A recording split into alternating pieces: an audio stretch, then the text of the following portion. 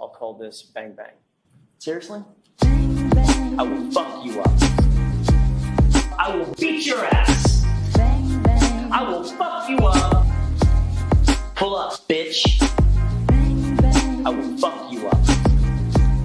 I will beat your ass. I will fuck you up. Objection. Objection. I will fuck you up. KO. Bang bang. I will fuck you up.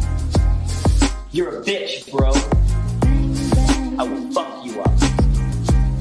I will beat your ass. I will fuck you up. Right?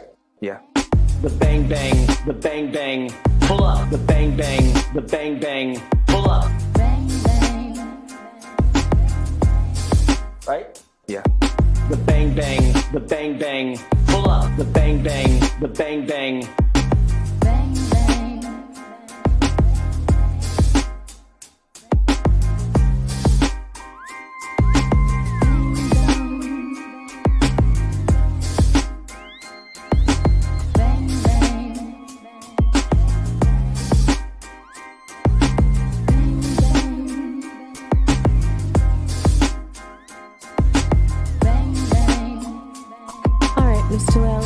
Witness, please. Yes, Your Honor, the Commonwealth will call Trooper Michael Proctor to the stand. Please state your name and spell your last name for the jury. Michael Proctor, Proctor. You're a bitch, bro. I will fuck you up. I will beat your ass. I will fuck you up. I'm going to allow it.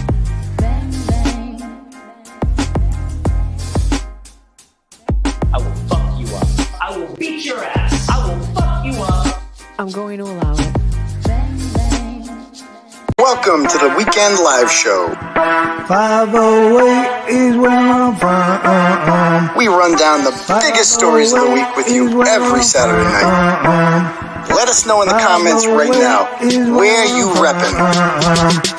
Apache Junction, Canton, Worcester, Long Island, Manchog, South Florida, Webster, Malden, Framingham, Tucson, Wichita, Billerica, Salem, Gloucester, Moosop, Connecticut, Charleston, South Carolina, Roslindale, Moosop, Connecticut, London, Hanson, Glendale, Arizona, Lynn, Mapleville, Quincy. Food stands, leave your clothes, buddy, and Dave. Then we're scooping up the funny ass guy, man. Have you ever heard of Turtleboy? Yeah? Are you a fan? 508 is where I'm from. Hey, what's up? 508 is where I'm from. How was that? You a freaking idiot. Stop telling people that I'm mentally deranged and stupid. Call me Aidan. He's not a doctor, but... Get out of my store, please. You're a fucking loser. You are a loser. You're not a journalist. You're nobody. You're not turtle hair. Don't make such fun of the criminal justice system. NFL on the house, blog out. Let's get this party started.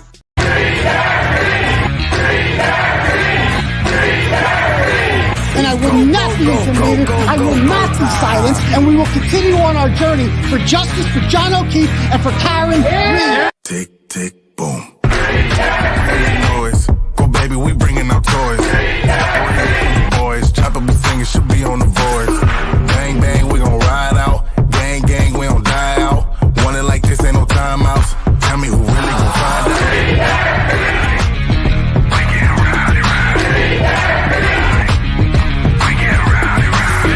We be disturbing the peace. Working, we serving the streets. Karen Reed has supporters who've shown up in large numbers. Tick, tick, boom. Hard body, and not scaring nobody. You make me resort to wildin'. You must be blind by the diamonds. I didn't want it to be this way, but y'all won't need to try this, so it's no way around it. You the loudest one, it's going quiet.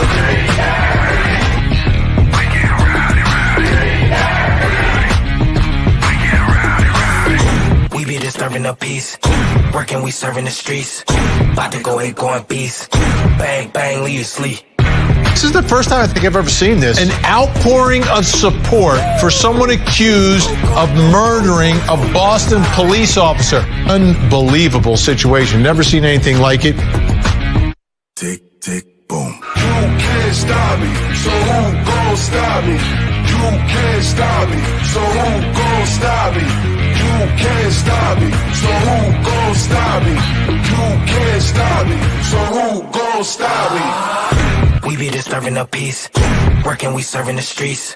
About to go ahead, going beast. Bang, bang, leave you sleep.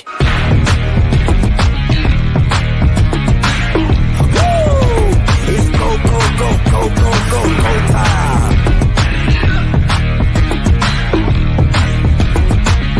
Tick, tick, boom. Boom! What's up, turtle people? How's everyone doing out there tonight? Good, good, excellent. Welcome to the show, ladies and gentlemen. I am your fearless host. My name is Aidan Kearney. You can call me Clarence Woods Emerson. That's what I go by on Facebook. Follow me on there. Old school turtle riders call me Uncle Turtleboy, or Unk for short.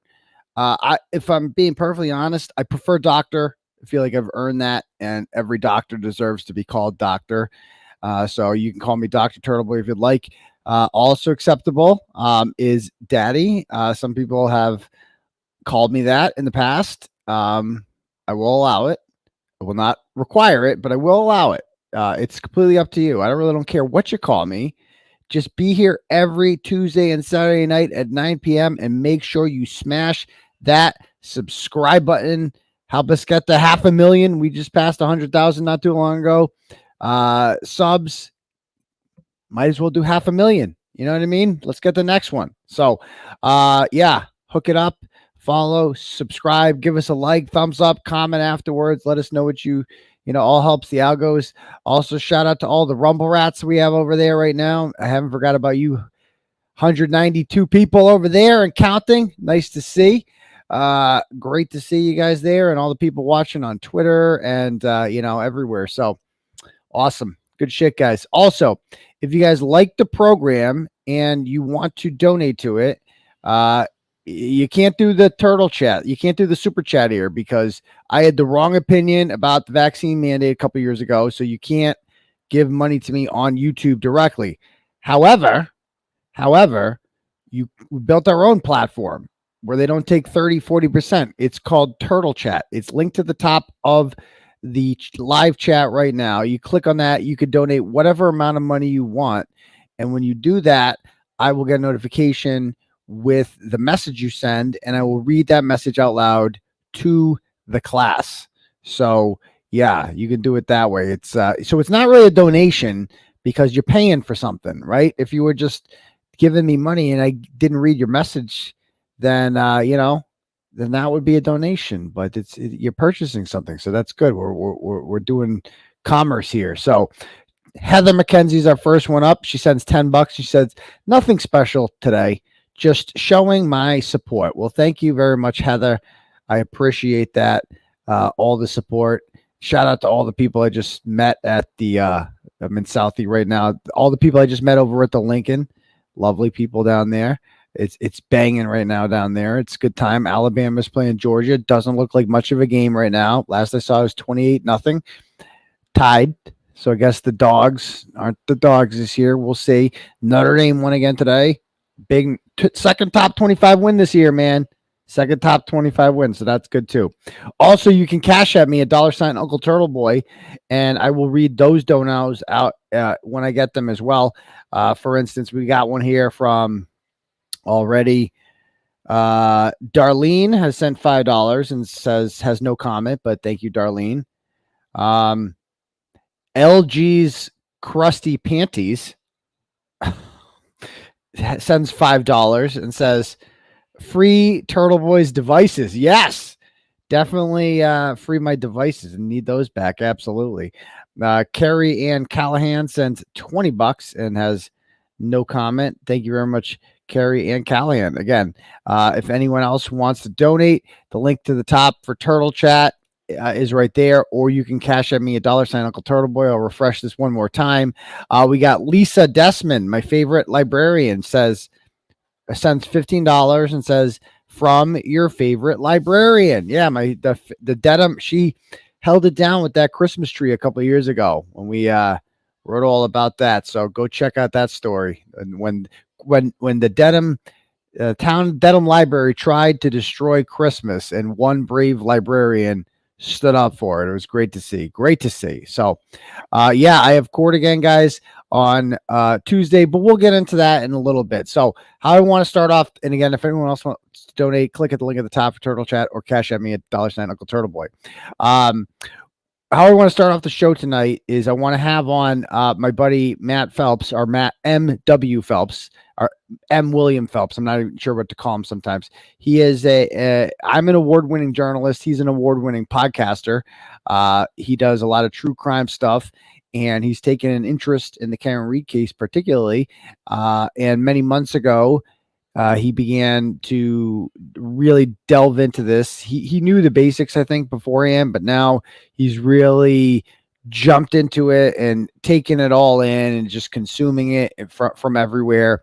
He's interviewed me extensively, but he's also interviewed who else we've had, like that I know off the top of my head. Sean in the Gulf is on the podcast. Rita Lombardi. Mark Bederow's on there. Jen Altman's on there. And there may or may not be a couple surprises that we're not going to announce. But, you got to get the other side, right? And you might hear on the trailer, Plevin is on there too. But it's like, you got to get someone. So don't be fooled by that. Like, you got to get someone. But, I mean, the beauty of having Plevin on is that, like, Plevin just makes a mockery of himself and nothing else needs to be said. Like, I am so happy that the best they can find for a spokesperson is a lonely man in his parents' attic who with everything in his apartment is made of wicker. Like, that makes me happy. So we're going to have so again, we have the trailer out now, and I've shared the trailer on social media a couple times and in a blog post today. Just go click on it. Just click on it, please. That's all I'm saying, because that helps immensely. We cracked the top 25 today. So how this works in the podcasting business, I guess, is you want to get, it's really important to get in like the top 10 for Apple. We're in the top 25 now, right? The podcast is called 34 Fairview Road. And if you click on it, they pick up on that, and then you rise.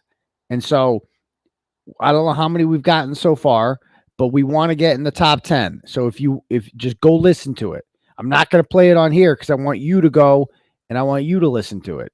We've shared it on Twitter. I've pinned it to the top of my Twitter and the top of my Facebook as well. Just go listen to it. So I'm going to bring on Mr. Phelps now, and we're going to talk about the pod. Hello. Should I call you Matt or MW or M William? It's Matt. Matt, you like Matt, right? Yeah, when we're hanging out at your house. Yeah, I like Matt. Okay, all right. But most people call me Phelps. That works for me. Oh, you're Phelps. Okay, cool. A little blurry there. Yeah. I'm blurry. A little bit. But that's okay. We'll be all right. It will be all right. Oh. As long the audio's all right. As long as the audio is good. First, I want to say something about how to get the podcast. Okay. You can get the podcast on wherever you get your podcasts. I know I see a lot of people on X that are hating on Apple. If you hate Apple, that's fine. That's great. So you can get the podcast anywhere where you get a podcast. You can get this podcast. You just got to search for it. That's all. The reason Apple's up there, the link for Apple, is because they're the ones who count rankings. And it's important to, as you said, get up there so more people hear this. Correct. So can you run down the list of people that you're able to say that you interviewed for this podcast? It's going to be 10 parts, correct? Yeah, 10 parts. And the episodes are running about 40 minutes to an hour right now. Okay. I mean, I don't want to give away everybody. That would not be fair to some people who are speaking with me, I think. But you know, the main driver of the story here is you. I mean, you are you're the main driver of the story. You know, we've spent a lot of time together. But you also know that I'm a journalist, that I'm going to talk to all different types of people. I'm going to get everybody's story. What interested me about this from the very beginning is the division. Mm-hmm. I've never seen, I've never seen a community divided like this over a murder. I mean, I say that. I have a Hulu special on now that's called Little Miss Innocent, and that's based on a book of mine called We Thought We Knew You, and that took place in Utica, New York, a murder case, and that community was divided. So half the community believe her, the murderer, half the community believe she didn't do it. But there was no protesting, there was no name calling, no Krusty pant. There was none of that shit going on. There was just like, I mean, I've been threatened because I wrote the book, of course. So I'm the bad guy for telling the story. So, but I've never seen anything of this nature. What I see in this case is, for the first time, I think, in a murder story, is I see like social media, like it's live. It's come out of the internet and it's live on the street now. That's what I see. I see this movement that you created. I mean, you know, some people from my world, if you will, have kind of hit me up. Gee, you know, it's strange that you're interviewing Turtleboy. I didn't think you would do something like that. What? Talk to the guy that started the whole thing. And I simply, my answer to that is very simple. It's like, you cannot tell this story without talking to, without you in it. You've become part of this story. So that was very interesting to me in many respects. You know, of course, we're different types of journalists. I'll just put on the record there. We're not the same type of journalists. And look, few are. Well, look, that brings me to another point.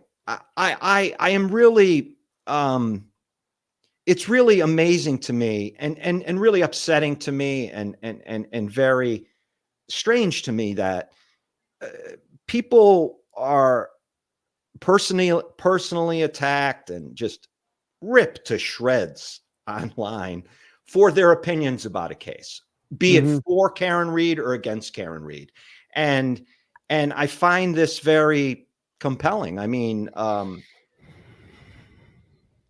but one of the biggest things for me here is, you know, forgotten in all of this is John O'Keefe, and I'm a victim's advocate. I told you about my personal situation last time I was at your house. Right, so, right. So I'm a victim's advocate, and I can you can take this to the bank that in this podcast you're going to know who John O'Keefe was. You're going to know things about him you don't know about him, and there's going to be a lot of time dedicated to who John O'Keefe was, because I think that's so important in this, just because he's been forgotten. I disagree completely. He's been forgotten.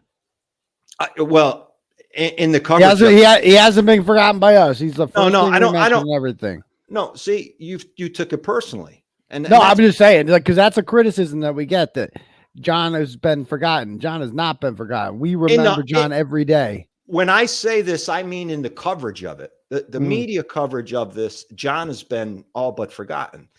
Well, he's dead. You know, it's like he's not on trial. John's outcome is determined. He's dead, and we are the person whose outcome is not determined is Karen Read, and we don't forget John, but Karen Read's fate. No matter what happens here, John's still going to be dead. Like, no matter what happens, his memory's not dead though. And that's what I mean. I mean his memory. You know, he needs to be remembered. He needs to be talked about. He needs to be memorialized.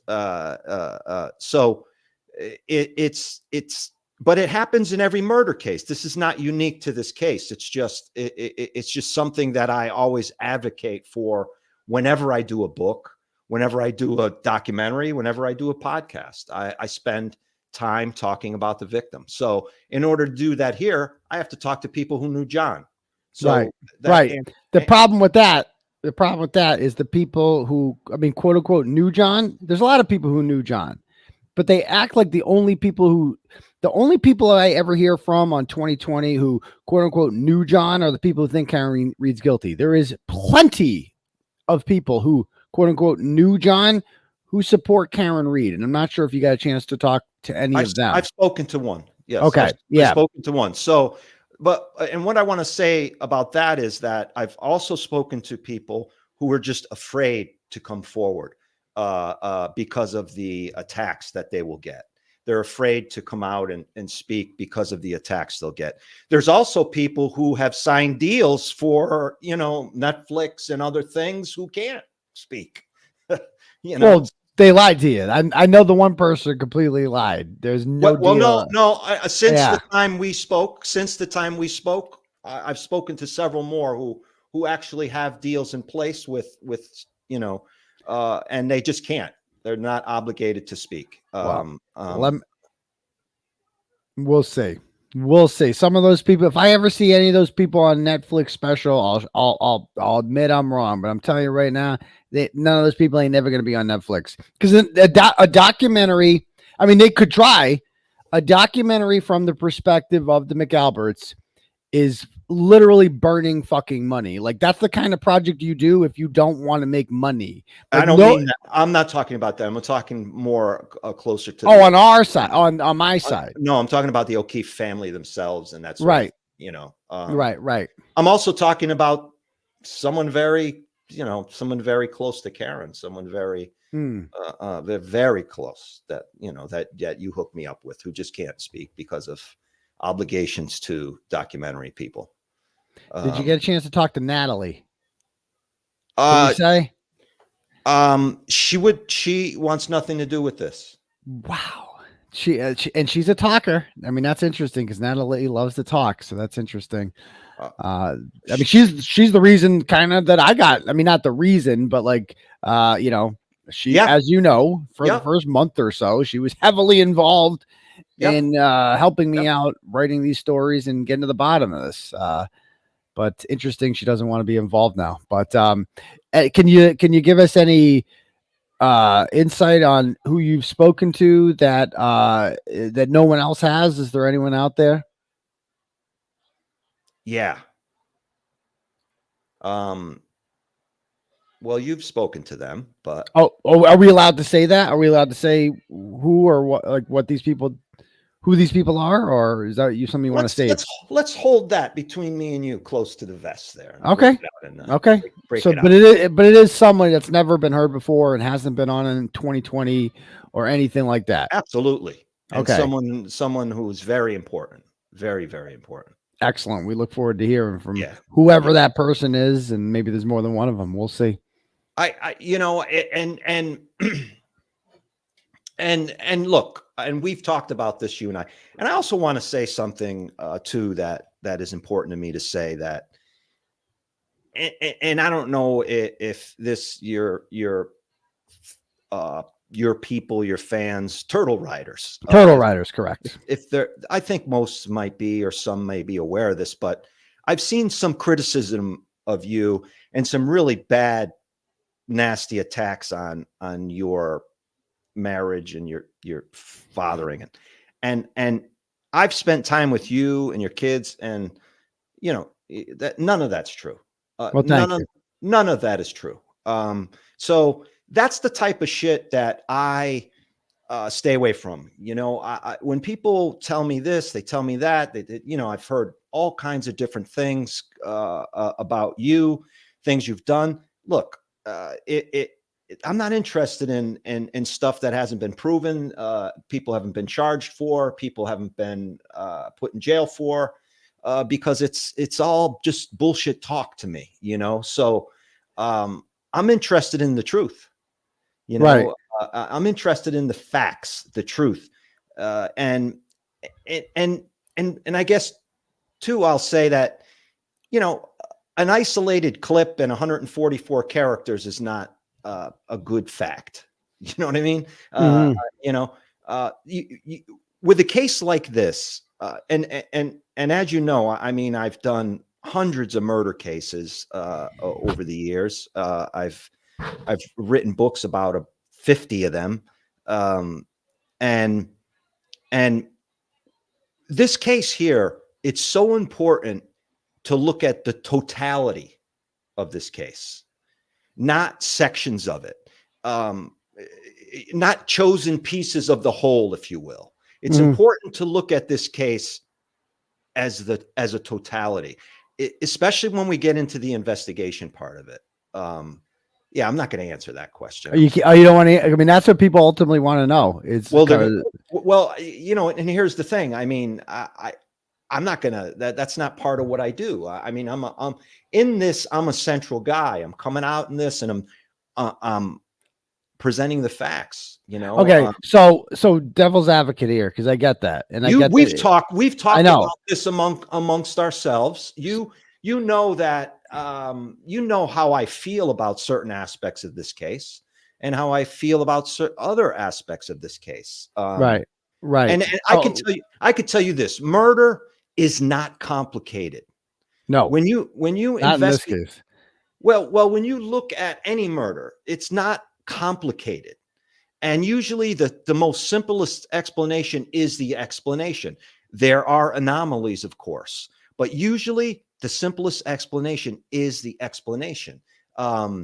So I am not going to be coming out and saying one way or the other here. I'm going to allow people to speak, you know, and, you know, you do a lot of the speaking. Other people speak, as you mentioned. You did mention, because I'll just say that. Oh, go ahead. No, go ahead. I mentioned what? I want to hear that sentence. Well, you mentioned Sean, but you did mention to me, you know, hey, you know, Sean has his sources and I have mine. It's like that's one thing. People always ask me about Sean's tweets, and I'm like, I always say the same thing. I have no fucking clue who Sean in the Gulf talks to, so I can't verify or deny anything he has to say. But he does his thing, and I do mine, and I like Sean. That's my policy on Sean. Oh, you can't argue with the experience he has. Right. And that's why I spoke to him. I mean, you can't argue with over 30 years of law enforcement experience. So I'd like to have some of that experience into the podcast and see what he has to say. You know, I mean, when he starts making allegations, I need to see the sources. I need to back that stuff up. And you've asked me about a couple of those, about Sean's tweets, and I'm like, I have no fucking clue. Like, I don't. Sean's got his sources. I got mine. That's my policy on Sean. Yeah. You know. So now what were you going to ask me? I was going to ask, like, I was just going to say this. It's like, because I get that you do true crime, and in most stories you want to share both sides of it. And I get that. To me, and to a lot of my followers, when they look at this, it's like, this ain't that story. Like, it would be like if you were a historian, or if you're Ken Burns and you're like, you know what, I'm going to make a documentary on the Third Reich, and I want to get Hitler's perspective. You know what I mean? I just want to get his perspective. Like, tell us why gassing the Jews was a good thing. Like, tell me why you think that, like, we should really hear from that's the way the majority of people watching right now. That's the way we view this, is that, like, the other side is fucking stupid, and like the dumbest people in the world are on the other side, the plebeians of the world, the liars, of the mentally unbalanced people. It's a very small percentage of the population. And so that's why I think when 2020 tried to produce their whole, like, you know, balanced whatever, it was it was just all his friends and family on there being like, everybody who thinks Karen Reed is innocent is mean to us, and they're booing us, which is a lie. We never booed them. That was a complete, that's like equivalent to the Very Fine People hoax. It's a complete lie. So that's what I wanted to say about that. Well, first of all, I don't want to ascribe to the opinions you gave about people and all that. That's not, I don't do that. So I and the Hitler thing, I'm just going to stay away from that. But you got my point with that, right? That, like, not everything deserves, like, not everything is a both sides thing. And that's not what this is. This isn't a seesaw back and forth. That's not what I'm saying here. I think you are now. Well, let's give it some context, because everything deserves context. I have a podcast, Paper Ghosts, and that's an investigative podcast. Me on the ground. The first season, I spent 12 years producing that. The second season, I spent 5 years. The third season, same. So those are investigations that I've conducted with unsolved murders, and I'm on the ground, be it, you know, in Canada, in tech, wherever it takes me, and I am investigating that. and I am giving my take on what's going on. That's not what this is. That's not what I'm doing here. So your both sides comment. That's not what this is. This is, I'm trying to figure out the truth here through all the noise. That's what I'm trying to do. And you're the person who, you look, and I say this, I've said it before, and I say it in the podcast. Arguably, you have done more research than anybody in this case. Yeah, I mean, I don't think there's any question about that. You've had good sources. You've broken exclusive information. You've written, I don't know how many posts. Yeah, I mean, I was at the trial. I became right. I've been down there knocking on doors, interviewing people, doing my thing. Stuff no one else did. So that's an important story to tell. And I will be supplementing that, with other interviews, obviously. And it's not this tit for tat thing. It's not a tit for tat thing. That's not what I'm doing. What I'm trying to do is, one of my expertise is documents. So I've probably viewed hundreds of thousands of pages of documents in murder cases over 25 years, especially crime scene photos, all of that stuff. So I rely a lot on documents. So there's a lot of documentation in this case, right? So a lot of times when I've shown up at your house or in Southie, wherever, the questions I've asked you are based on what I've looked at in the documentation, and you give your explanation for that, right? Always come with receipts. Always. Yeah. So I come to you and I say, hey, what happened here? I mean, why, what's this? And then you give your explanation for it. So it's not a thing where I would go and speak to someone on the other side and say, well, Turtleboy said this. What do you think? That's not what this is at all. It's a narrative. It's a comprehensive narrative of this case, because really, for the most part, we're kind of in a vacuum here in New England. The rest of the country has not heard about this case. It's not like this is a huge case when you start going out into the true crime world. Really? Yeah. Yeah. It's not. I don't know. It got a shit ton of views every time. Like when I go on Law and Crimes or Court TV's thing, and I compare Karen Reed views to like any other, Chad Daybell, like any of the other competing ones, Alec Baldwin, Karen Reed wins every fucking time. Like, I think my audience used to be local. It is international now. I understand that, but what I'm saying is they don't know the case, right? They don't know it like it's known here in New England, like every single twist and turn. They don't know it like that out in the true crime world. A lot of people you mentioned, Karen Reed in the true crime space, Karen Reed, they're like, didn't she the car? What, the police officer? So they don't really know the case, the ins and outs of it, is what I'm saying. So this case, this podcast will give everybody a full view of what this case is and the complexities of this case, the complex characters in this case, the liars in this case, the absolute incompetence of law enforcement in this case. So it really is gonna key on a lot of that stuff. Well, what makes this audience, my audience, is these people are fucking informed, man. The people watching, we're doing a Canton trivia next Friday. And I am going to have to come up with some tough fucking questions, because like, if I ask, some basic shit, like who texted each other at 2:22?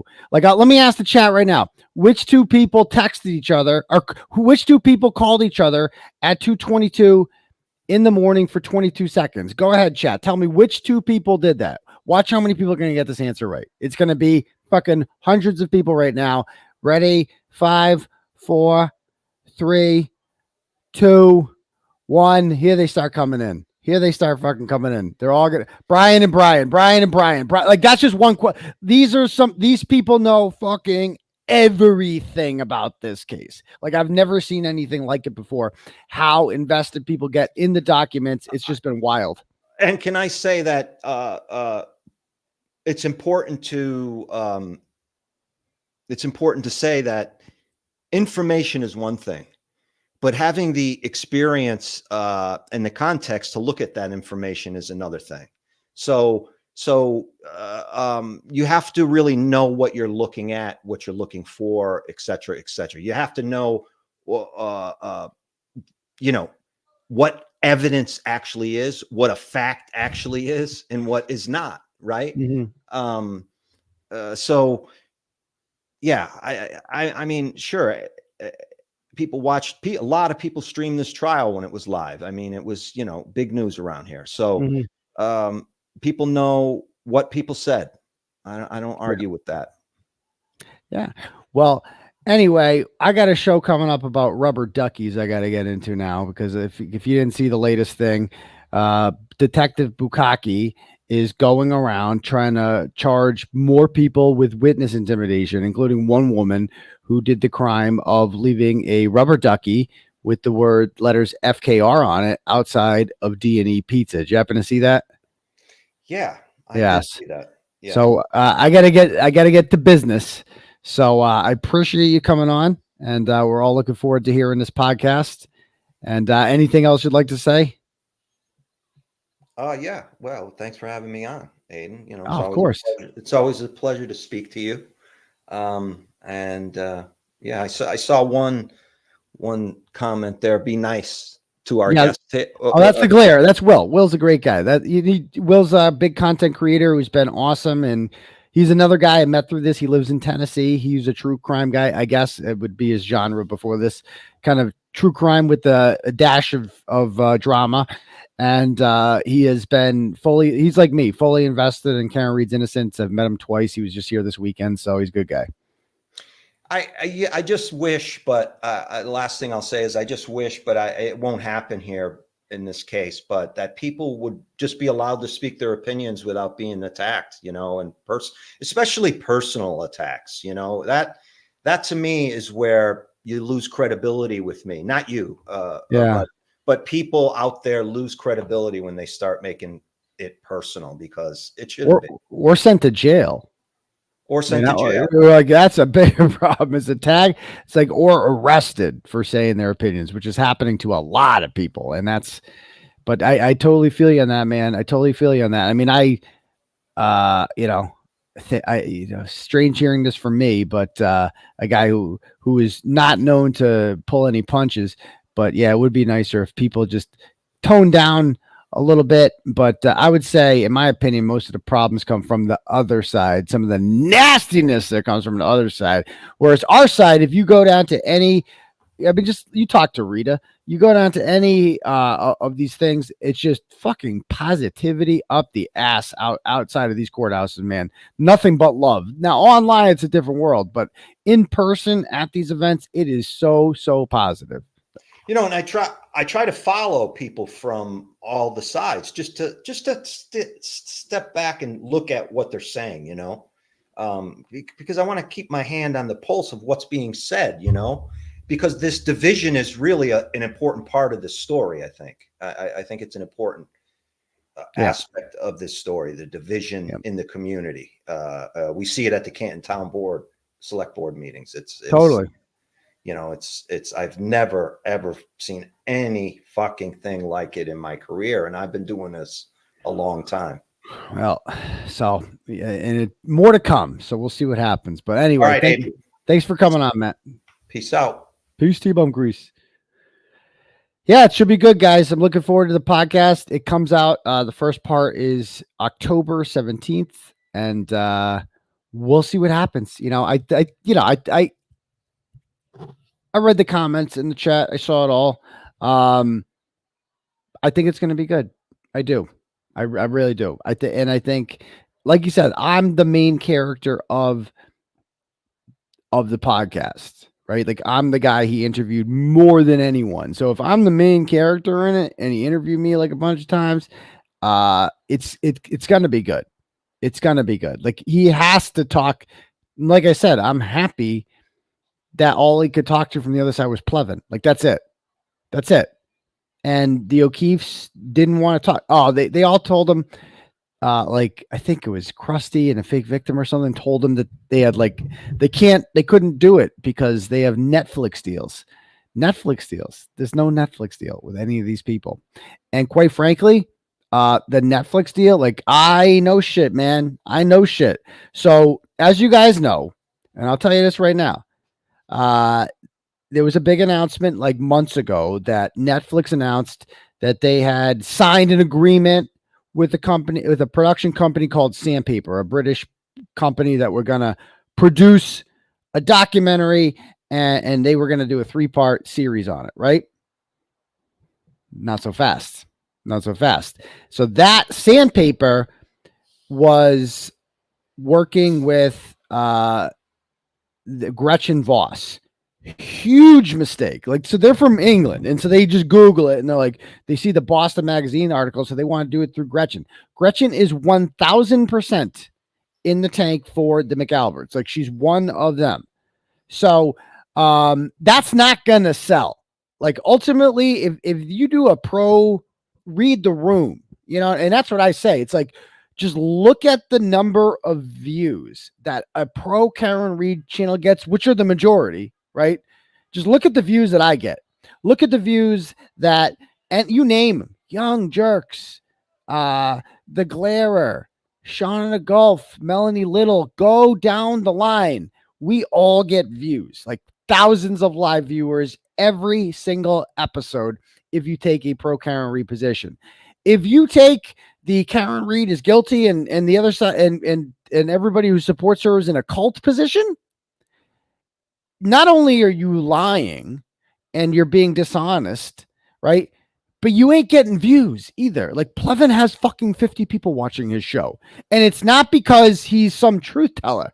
It's because people don't want to hear somebody lie to them. People have no interest in sitting there listening to a fucking liar at all. At all. And even Emily D. Baker and Lawyer and people like that who cover this stuff for a living, and Karen Reed is just one of the stories that they did. Their views went up substantially throughout. Compare the views that Emily Baker got on Karen Reed coverage to whatever her next trial was, the ballerina chick, right? That was the one that kind of came after. It was double. Emily Baker took a pro Karen Reed position. It's that sells. This is the one story, and it sells because it's the truth. As it turns out, people like the truth more than anything, especially when it's fucking obvious like this. And that is why this sells. So I've been told by sources, because I know people, right, in the industry, that Sandpaper is kind of realizes they fucked up. And they have emailed me several times asking to be part of their project. And I've said, no, I will not work with Gretchen Voss. I won't do it. I'll work if they, if you dumped Gretchen Voss, and the money's got to be right too, to be honest with you. No, okay. I'm not doing that. Not doing that. I will not participate in a project that is not 1,000% pro Karen Reed. I won't do it. I will not participate in some, let's hear both sides bullshit. This ain't the case for that. This is not the case for both sides. The other side is fucking retarded. We don't need to hear from them. We don't need to hear from the short bus mafia. There's nothing interesting they have to say. Nothing. I will not participate in a documentary that is not 1,000% biased towards Karen Reed, period. I'll just keep doing my fucking show. Me and Richie will make our own goddamn documentary if that's the case. I don't give a shit. I'm not doing one of these 2020. Let's hear from Brendan Kane and John Jackson about, did Johnny drive a car? Did Johnny did he like to go to the Red Sox game? Tell us about that. Yeah. Who the fuck cares about? No, I won't do it. I will not participate in fake bullshit like that. So I think they're starting to realize that, because it ain't gonna sell if you do, and because Netflix is in the business of making money ultimately at the end of the day. And I think they realize now that they hitched their train to the wrong wagon, and there is talks of a buyout. They would have to buy Sandpaper out because Sandpaper is fucked. They don't have me. Like, you cannot do a documentary about the Kearney project that people actually fucking want to watch. How are you going to do without me? You can't. You can't use, not only you're not going to be able to interview me, you can't use any of my content. So what are they going to do? How are they going to make it interesting? You're going to interview Jen McCabe and Kerry Roberts and be like, everyone's mean to us. We just want to be nice. Nobody wants to watch that shit. Nobody bought that bullshit. Nobody wants to see that. That's going to fail. They're going to go bankrupt. So there is talks, and I know this is a fact. There is talks of a buyout of Sandpaper, basically, because that's in their deal. They would have to pay them, because they already signed it. And I think they realized, like, they fucked up. So I initially signed a deal with a couple producers out of that did the Tinder Swindler and a couple other documentaries, and the Wahlbergs. And quite frankly, we had I signed a 1-year exclusivity agreement with them, and then that expired. And they told me basically, like, if we don't sell it to a streaming service by a certain time, then the contract is up. So I signed a different contract with a company called Compelling Pictures. And trust me, when I said earlier, those people ain't going to be on Netflix, those people ain't going to be on Netflix. And whether I am or not, I ain't going to be on something. I'm going to be on something. That's for goddamn sure. And our shit's going to fucking sell, man. And it is going to be epic. And then there's the Hollywood movie. The Compelling Pictures has the rights to my documentary shit. They also have the rights to my they're making a full motion picture, and they are investing millions of dollars into this. Like, they're not fucking around. They're investing millions of dollars into this movie. And I can't even say, and I'm not going to say, I've promised I'm not going to say the people that they are talking to who are going to play me in the movie. Like, bro, wait till you hear the fucking names. Like, wait till you hear the names. 3-2 shit, man. It's going to be awesome. Was that the right format there? But anyway, no, is Aaron Paul still a thing? I don't even know. But they just got to get the accent right. They're going to have to, whoever it is, going to have to study my shows. Everybody says Jeremy Renner. No, he's not in the running. Bigger. I love Jeremy Renner, but bigger. All right. Anyway, see if they'll play Mellow. Let me read a couple turtle chats here, then we'll get into some Bukkake.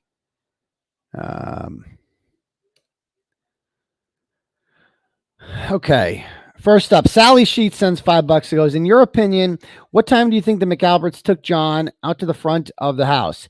In my opinion, they put him there at approximately 3:30. That's what I would guess. Simply because the Ford Edge was seen there by Lucky Loughran at 3, and maybe 3:45 if they put it out there. That's what the Ford Edge was there to do, was to prevent a plow from coming down the road and to essentially block access from the Ring camera videos across the street. That is what I think. What time the body was left out there. Thank you, Sally. Kelly, $25 says, I had a question for your guest, but see, he's bouncing off. If it was about, quote unquote, the evidence, hard to get around questionable police investigation and not feel an acquittal is in order. Yes, very true. Anyway, free Turtleboy's electronics. I know. I think we're going to get him freed. Because as it turns out, we filed a motion to suppress the other day, which was not argued yet. What we found out with a lot of case law research is that if you take somebody's devices like this, you have to mirror them in a fair amount of time, right? In a fair amount of time, whatever that is. I'm not sure the exact language. They've had my phone for a year. They have not made any attempts to we've been asking about a teen team forever. They're just dragging their feet with it. Like they have no interest in getting in my phone, which only proves that the reason that they want my phones isn't to go through them. It is to just keep me from having my phones and my computer, the tools of my trade. They want access to my sauces. And what if we had evidence and proof that they'd already gone through my phone? What if something like that? I don't know. That would be crazy, right? But we don't need, we'll see. They wouldn't do that. They certainly wouldn't fire a whistleblower based on the contents of my phone. That would be fucking crazy if they did some shit like that, and highly unethical. So they would, and the Norfolk County DA's office, if there's anything they're known for, it's ethics. So they wouldn't do anything like that. Thank you, Kelly.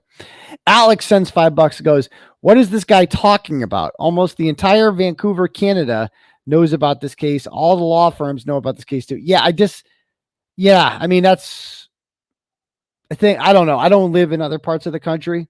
I don't know if you went to El Paso, Texas, or Denver, Colorado, or, Tacoma, Washington, and just went up to 100 people there and asked them, what do you know about the Kearney case?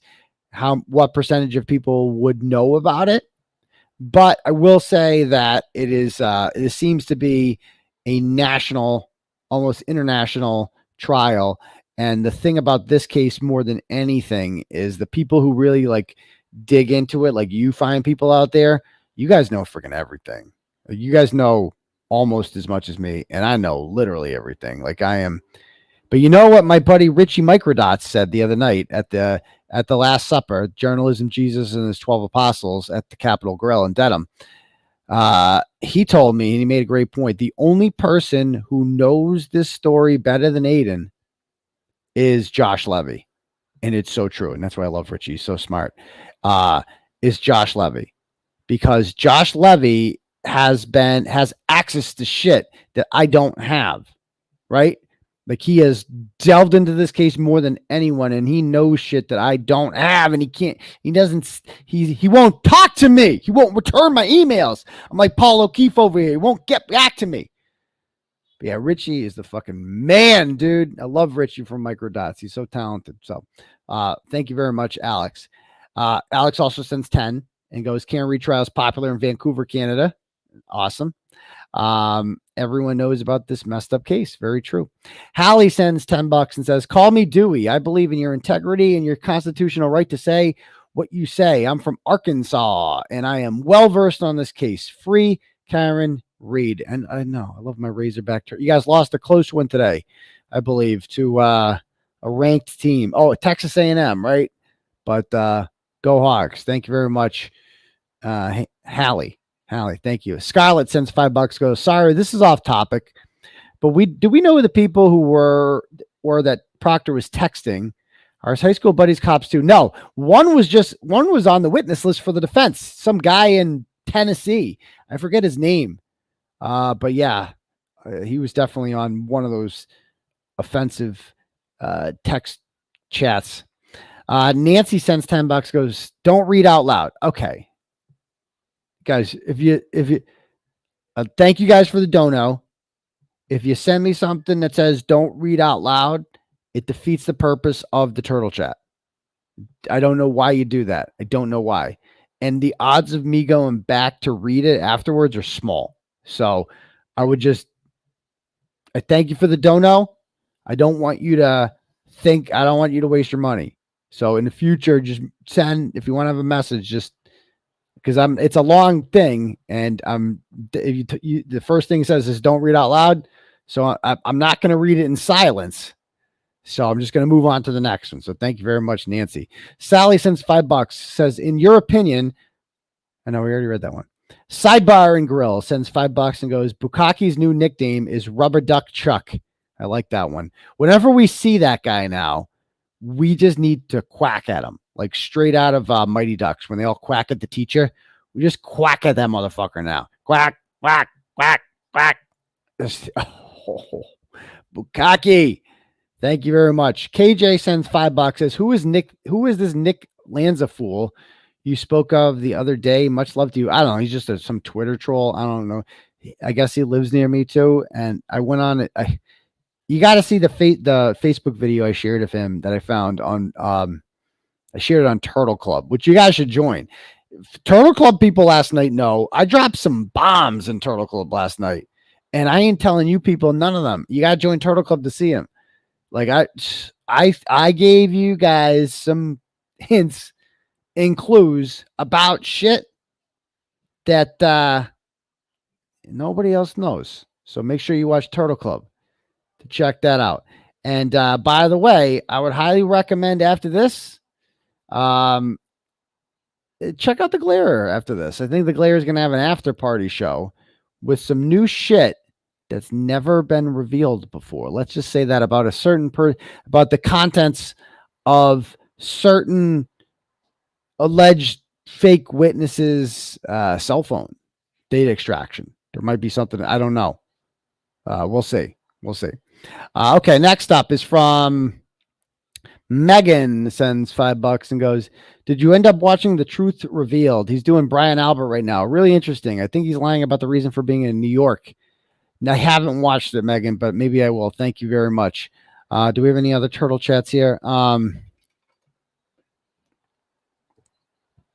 Desiree sends $5 and goes, surely you have seen the movie Nothing But Trouble. Canton is the real Valkenvania. Holy shit. Yes. I haven't seen it, but I'll take your word for it. Thank you very much, Desiree. Vicky sends $10 and says, free Turtleboy and free Karen Reed from Texas. Love my Texas turtles. So, do we also have any? Oh, we have a couple turtle chats to read here. Bo sends $5 and says, I swear I hear some Jersey in your accent.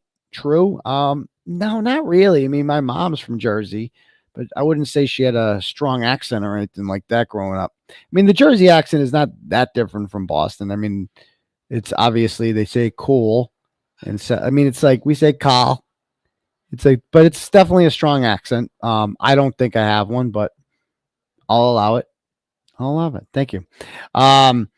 Lindsay sends $5 and says, Plevin said EDB, Emily D. Baker, and lawyer are grifters also.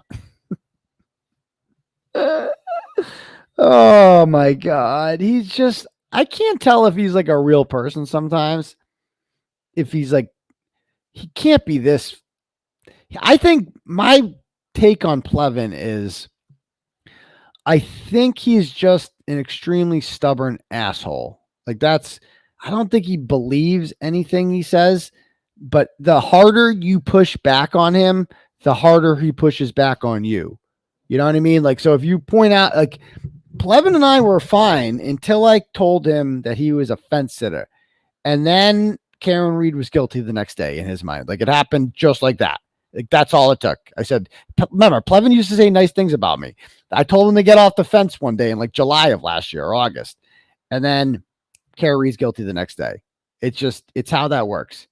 Yeah. And Emily D. Baker has, like I said, millions of followers, like huge. Former LA prosecutor, like one of the most, I guess, I don't know, respected is right word, I guess respected law tubers in the world. Like lawyer, like nice guy. Like, I don't know how you're not going to like that guy. They came into this, they didn't watch any of the pretrial shit. They just pretended like they were jurors. And they gave an answer that Plevin didn't like, so they became grifters. Like, it's just that simple. We had a grifting freaking powerhouse the other night, like a grifting jamboree at the Capitol Grill the other night. Grifters unite. We could talk about that a little bit later. So thank you for that one, Lindsay. Dennis Sweeney sends $10 and goes, have Mr. Phelps come to trivia night. We'll show.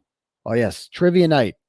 6 more days. It's gonna be dope. We sold out in like 24 hours. So if you got your tickets, it's going to be great. We're putting teams together. It's going to be awesome. Thank you very much, Dennis. Nikki sends $20 and goes, Amber Heard's Netflix doc tanked. I didn't even know she had a Netflix doc. So there you go. There you go. Thank you, Nikki. Mama sends Mama She sends $50 and goes, excited for the podcast, but your fan. Skeptical. Not sure what that means, but thank you very much, Mama. I'm glad you're excited. Let's see. Okay, cool. If anyone else wants yes, we will be streaming Trivia Night. So you could play at home. I would ask the people in attendance not to go on their phones. Just, because I don't want people, it's like it's gay. Like people who cheat in trivia are gay, like wicked gay. And that's not, no offense to gay people, but it's like, come on, that should stop being gay, Okay, cool.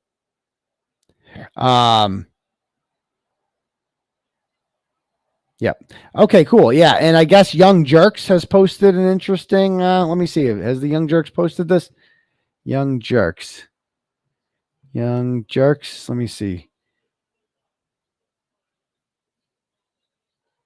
Okay. Yes. As you guys can see, Young Jerks is, and I think the Glare is going to be, I'm told is going to be doing a breakdown of this. He says, breaking news, just received the 14-page email letter that was written by attorney Bederow on behalf of Dr. Turtleboy and sent to Robert Cosgrove and Mello. Here is an excerpt. We'll be uploading to the Justice for John O'Keefe and Young Jerks Facebook groups later. There's actually 2 letters, a second one from 919 with exhibits. Sounds juicy. So that letter written by attorney Bederow to Cosgrove, that was the point of contention of my hearing the other day. So he has written, basically, we have the cell phone data extraction from one of the alleged witnesses, aka victims in this case, also known as a fake victim. And we were given this cell phone data extraction in late April. And Mello told us, you can't publish anything about that. Give it back. He said, give it back. You weren't supposed to get that. Tully gave it to us, bro. And we're entitled to it. You can't talk about it, bro. That's our defense, sir. How are we not going to talk about my defense? Like, we got sent a cell phone data extraction, tens of thousands of pages long, with hundreds of messages showing a plot to frame me for a crime I didn't commit and send me to jail. Like, tons of them. And we're not supposed to talk about this? We can't talk about it? Why? Because Mello doesn't want us to, and somebody does. It's like, what? And yes, like Young Jerk says there, it's really bad for Mello. Like, it's bad for a lot of people. It's probably the worst for Mello, because Mello is going to be the star witness now for the defense in the trial that he's supposed to be prosecuting. Like, that's how fucking crazy this story is. Mello was supposed to prosecute me, but this fucking idiot got so involved that he decided to, like, befriend these people. Like, he befriends Chris Albert. Like, he wants to be cool. Like, look, I'm the lone maverick out there. I'm going to take down Turtleboy. He gives them all their cell phone. They just call him whenever they have a fucking problem. And, essentially, on the night I went to, on the night of I got sent to jail, like, we have the cell phone extraction. He's in constant communication with them. So, again, we have not been able to put all that information out there because we were unclear, and we could have, but we didn't want to have anybody say, oh, they're sharing this information and there's a protective order on this. So just to be clear, we yesterday or 2 days ago at the sidebar there talked about this. This is what they were talking about for 30 something minutes. And they're talking about whether or not, like, are we allowed to talk about this? Are we allowed to share the data extraction showing this shit? Can we do this? And the judge said unequivocally in an order that she signed yesterday, yes, you can. You just can't share irrelevant shit like, emails to the kids' school and doctor's records, and ain't nobody want to share that shit. No, none of you people give a fuck about that. Why the fuck would we want to share that? That has nothing to do with my defense. All we're trying to do is defend myself from lies. That's it. And they're using this as a smokescreen now. The kids, as a way to prevent us from talking about the important shit. Well, now that's over because it's been stipulated that you can talk about that shit, the important shit. You can't talk about the unimportant shit. That's it. So that letter that was written 2 weeks ago by Bederow, we impounded that. We impounded that just to be safe. Just so they couldn't have any accusations and say, you're not allowed to share that stuff. We wanted to go to the hearing and figure this out. Can we share this? And the answer from Judge Rayburn was unequivocally, yes, you can. Yes, you can. Okay? Yes, you can share it. And now, media entities like the Young Jerks, like the Glare, like I'm sure Melanie Little, and eventually Boston 25 News and NBC 10, they're all going to share this shit now. It's all coming out. There's nothing anyone can do to stop it. It's all coming out. And I'm not even going to talk about it. Like you're probably expecting me to be the first one to break it. I don't want to talk about it. I'll let other people do that. I don't need to talk about it because it's my case. So I'm kind of biased. You know what I mean? Like I don't need to talk about it. And I also don't need other people being like, there's a third-party violation of the order and send them back to jail. No. If other people talk about a public document, which this letter is, they're allowed to do that. Me, I could talk about it if I want. Why do that when other people can fucking talk about it? So Glare is having a late night show after this. Check it out. We'll see. Anyway, okay. So let's talk about Bukkake because that's what we all love some Bukkake, don't we? All right. And by the way, Steven Zabroski, that little punk ass biatch, he should be arrested for witness intimidation. That motherfucker ran. Steven Zabroski, I know you're out there, motherfucker. At Deputy Manshark. That Twitter account is gone. I killed it. He thought he could fuck around. He did fuck around. And then he found out. Life got serious real quick with that motherfucker. He was for a while, he got outed doxed, if you will, by, Mike Totoli with the Mass Recall account and all these, and he was still going on after that saying, oh, it's not me, trolls. It's not me. And then Daddy comes along and writes an article about it and puts his shit on blast. And now he's like, fuck. Now it's not just on Twitter. It's not gossip on Twitter. It's on this website that hundreds of thousands of people read every day. And now I'm really fucked because he put my wife on there. Because that's what I do, Steven Zabroski. I wouldn't do that normally. But when you say the kind of things that Steven Zabroski was saying on that Deputy Manshark, all bets are off. Like I fight people on the battlefield of their choice. I'm a counterpuncher, as they say. I don't start fights, but I counterpunch, right? So Deputy Manshark wants to start putting some shit out anonymously because nobody knows who he is, threatening Karen Reed, saying all this shit, saying the most heinous shit about Olivia Lambo's grandfather who died in a goddamn wildfire. Like, it's all fun and games when you're anonymous.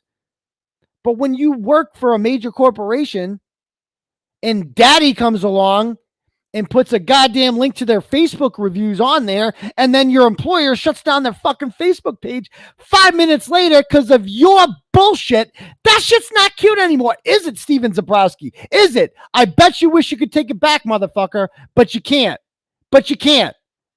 And we're just getting started. So just understand that. And this is war. You started fucking war. You wanted to go on. You could have just agreed to disagree and said what you do. But no, you wanted to be Deputy Manshark. Mr. Anonymous. Mr. goes to the next level. Mr. talks about your dead grandfather.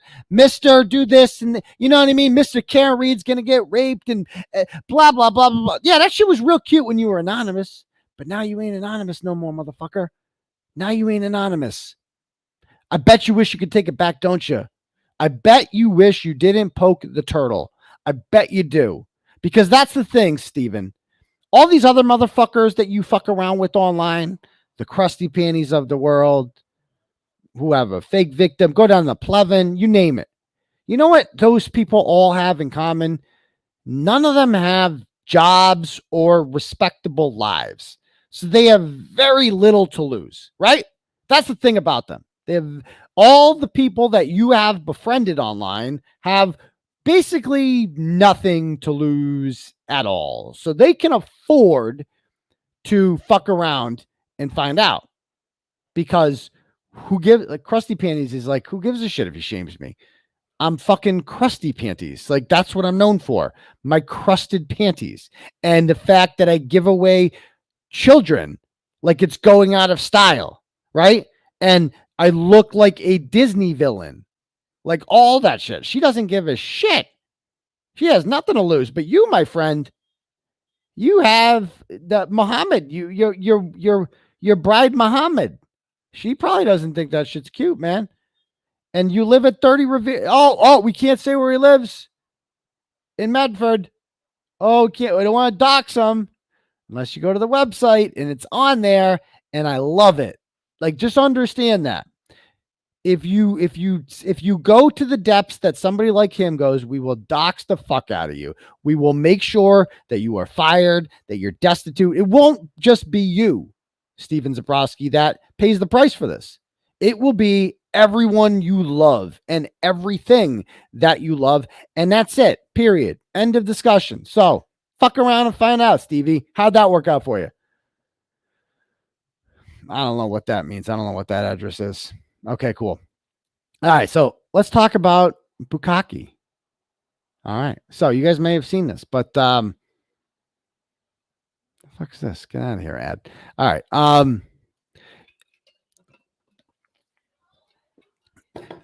at some point, how long ago was this tweet? A long time ago. So this is a Turtleboy Exposed, which is run by this lunatic, this nutjob, Julie Guinto, who used to be a Karen Reed supporter and is one of the Food Stamp 5. And there she is. Let me just look at her. I mean, that woman is not well. Just look at Julie Guinto. She's not well. And so she ran this account called Turtleboy Exposed, which was dedicated to me, which is normal. That's a normal thing to do. Just have a Twitter account just dedicated to some guy you have no relationship with. Okay. And she says, Karen Reed's good friend is harassing a witness in her case. Her fans keep littering Chris Albert's business with ducks that say Colin did it, implying his son killed John. That is textbook witness intimidation. The thing about that, Julie, is it's not actually witness intimidation. It's someone sharing an opinion. It's called freedom of speech. You see, some people believe Colin Albert is involved in the murder of John O'Keefe. That is an opinion. You are allowed to have that opinion just the same way that you're allowed to have the retarded opinion that Karen Reed did it, the uneducated opinion that Karen Reed did it. You are allowed to have the opinion that Colin Albert murdered John O'Keefe. You're allowed to write it down on the bottom of a rubber ducky, and you are allowed to tell Chris Albert this. You're definitely allowed to drop a rubber ducky in his vicinity saying just that. That is not witness intimidation. Witness intimidation is when you try to threaten someone with physical harm in order to prevent them from testifying in a criminal matter. That's what witness intimidation used to be until the corrupt Massachusetts State Police just redefined it and said that duckies are actually witness intimidation. Now, we used to laugh at people like this, and we should laugh at them because they should be locked up in insane asylums. But now the state police and the powers that be have kind of adopted their line of thinking. And that is really more problematic, that people who have institutional control have bought into this nonsense. Okay. So they were all upset about the duckies, but apparently Helena Rafferty, if you recall, like in the Canton Citizen, had some sort of comment a while ago about like, we are looking into the rubber ducks. Like they were serious about it. Like, I'm like, what? But what they don't understand is that when you make a fool of yourself like that, it's only going to encourage more rubber duckies. And because of that, it became like a meme. And all over town and all over everywhere, really, rubber duckies became a way to, you leave a rubber ducky somewhere and you write FKR on it, or Colin did it, and you leave it around somewhere, and that became a thing. It's like how we message, like back in Nazi Germany, you and we kind of feel like that here, right? It's like back in Nazi Germany, if people wanted to like communicate about resistance, like, hey, shit, Hitler kind of sucks, actually. Hitler's actually bad. I think this guy's fucking nuts, huh? Killing all the Jews and shit? The fuck? Bro, I wanted to get some highways and like some jobs and shit. I didn't sign up. I was down with that shit, but it's fucking killing all the Jews. The fuck? I didn't sign up for this. So if you wanted to write a note like that, you better be discreet about it, you know? And they would pass little notes like that. And if they got caught, it's like off with your head. Big no. Go watch the movie Sophie Scholl. It's a good movie. It kind of covers that. But the ducks have kind of become that. It's like this symbol of like, free can't read. Duck free can't read. Like, and it's a joke that this is how people have to communicate, like through goddamn ducks. Like the rubber ducky has become a symbol of resistance and a way to express your support of Karen Reed and the Free Karen Reed movement. And so they're everywhere, these goddamn duckies, everywhere. And like in the Hunger Games, you guys see, I love the Hunger Games. When they come out and they're like, will Katniss Everdeen here? It's chosen. And then they all do this thing. All that remains. Oh, then they do this. Oh, then they do that. Oh, the symbol of the resist. And then they all do it. They all do it. And then everybody gets killed. That's our rubber ducky. Oh no. No more rubber duckies. No more rubber duckies for you people. So, anyway, I found this TikTok. I met this woman in Weymouth. She's got she got more subs than us, I think, on TikTok. Check her out. Anybody have a link to her channel? I've played some of her shit before. I never have the link. Laura from London's always giving me the link, and I always forget it because I'm a little bit unorganized. But check out this TikTok she did a while ago. Duck, goose, motherfucker! I don't even know how to tell this story because it's so fucking ridiculous. This right here is Chris Albert's pizza shop in Canton, Massachusetts. This Chris Albert, who was on Canton Select Board. There was a man that thought it would be funny to play a prank on Chris Albert. So he got a bunch of rubber duckies, legit a toy, put Free Karen Reed on it, and stuck it on the ledge of D&E Pizza in Canton. Guess who Chris Albert called directly to investigate the rubber duckies? Yeah, you're seeing that right. Yuri Bukkake. Chris Albert called a Mass State Police officer to investigate rubber duckies. Yep. I wish I was making this shit up, but this is a real thing. And it goes more from there. Yuri used rubber gloves and tweezers because now all of a sudden he knows how to properly investigate a crime scene of rubber duckies. Yuri got 2 search warrants on this man that put out the rubber duckies. How the fuck? What? So let's break this down. He didn't call a Canton police officer. He called a Mass State police officer to investigate rubber ducky child toys. And then somehow Yuri was able to go through the system and get 2 search warrants for fucking rubber ducks. So then the guy said, fuck it, we're going to do it again. And this time they passed them out at CF McCarthy's or Waterfall, or probably both. It hasn't been confirmed. But they put McNuckles did it. And you guys should all know the reason why I can't. Yeah, by the way, I'm going to post in the chat her name. There she is. She goes by Boozey Beauty. So check out her shit. I just posted her TikTok in the chat if you want to see that. Okay, back to this. McNuckles' real name. And it has become the literal laughingstock of the town of Canton, to the point where even Rita Lombardi got involved. Because it's literally so ridiculous. The McAlberts are more concerned over a prank versus the actual investigation of a murder. They care more about the quackery of it all versus the death of a fellow community member, a fellow officer. And I'm sure there's some of you who are thinking that rubber duckies means something else. Nope. Search warrants, pew-pews, the whole 9 yards. The Mass State Police put 100 times more real police work into investigating the rubber duckies than they did the murder of Boston Police Officer John O'Keefe. I thought it was a joke. Nope. Not a joke. Dead serious. And then down here, rubber gloves and tweezers were used by Yuri to pick up the duckies. What the duck? Yep. Okay. So that I think that TikTok's old too. It's not even like, so these investigations began a while ago. Well, they culminated this week. Somebody was finally charged. We finally got a criminal complaint filed by Bukkake against some random woman who I'm not going to name because she has not been charged and she does not deserve to have her name put out there or anything like that, nor will she ever be charged. This is just an inconvenience that she has to deal with. She was charged. She got this in the mail this week for a summons for witness intimidation and littering, 2 counts of littering. I didn't even know you could be charged for that. Now, I didn't want to confuse the 2 stories, so I kind of just kept it at one. I got the whole police report, right? And in the police report, on July 10th, Chris Albert looks outside and he sees this woman and she looks at him and she goes like that. As in, like, fucking kill me. You know what I mean? Like yourself, not Chris Albert, not like bang, bang. And Chris Albert doesn't call the police. He texts Bukkake. Okay. He texts Bukkake, and this is what the report says. He goes,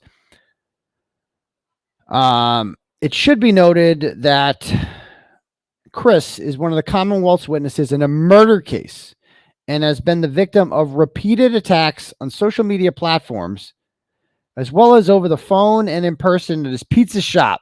No, none of that's true, but okay. He's the owner and operator of D&E Pizza. His identity, as well as his family members and relatives, have been the subject of targeted character attacks. Oh, no, not Chris Albert's character. How will he ever survive? As well as the release of their personal information to include phone numbers, home, and workplaces by online bloggers. Oh, no, because it's not like you can just Google D&E Pizza and find the phone number on there. Oh, no. Which is commonly known as doxing. Chris made the aforementioned notification over text message, the screenshot of which is in this report. So Chris says, hey, I just had 2 women outside my shop taking pictures, which is fine. Then one woman lifted her hand and made a gun motion to her head. Okay. So what? So if you're a real cop and you get that message, the correct response to Chris Albert is, who gives a shit? What do you want? Would you like a warm towel, sir? Are you okay? Or have you ever considered stop being such a pussy? Have you considered that, young man, Chris Albert? Like, seriously, have you thought about that? Because you sound like a douchebag. You sound like a huge pussy, sir. Have you a woman put a finger to her head and went like that? Oh no. Will you be okay? But not Bukkake. Bukkake says, please email to me. Please email to me. Do you know who these women are? No clue. I'll email to you. So Bukkake says in his report, I advised both Trooper Kelly and Trooper Clark, new guys, okay, that I would need their assistance in the area of 618 Washington Street in Canton. Trooper Kelly assisted me in collecting relevant surveillance video from the area to include footage from CF McCarthy's, and Trooper Clark assisted with the documenting of the relevant evidence with digital photographs. It should be noted that the still video footage provided by Chris was queried through automatic license plate reader, which revealed the suspect. Oh no, the suspect vehicle is captured in the area. So they get this person, we got him. They immediately spring into action because a woman went like this. Okay? They immediately spring into action. They pull all the surveillance videos from CF McCarthy's. They get this woman's information. But then half an hour later, you got this guy calling again because another incident has happened.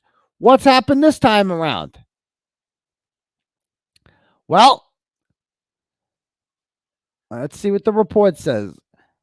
While Trooper Kelly and I were responding to the area of Washington Street, Chris contacted me over phone and advised that there was yet another incident outside of the pizza shop.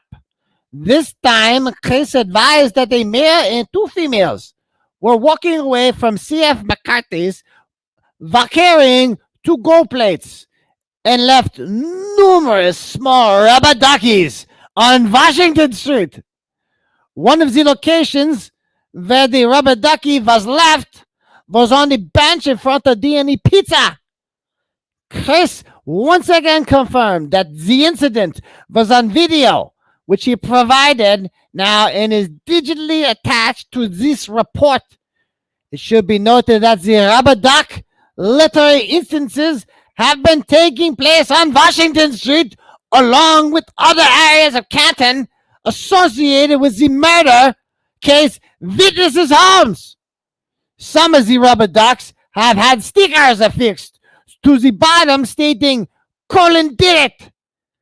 Colin Albert is a witness in the murder case as well and has no pending charges against him related to the O'Keefe murder.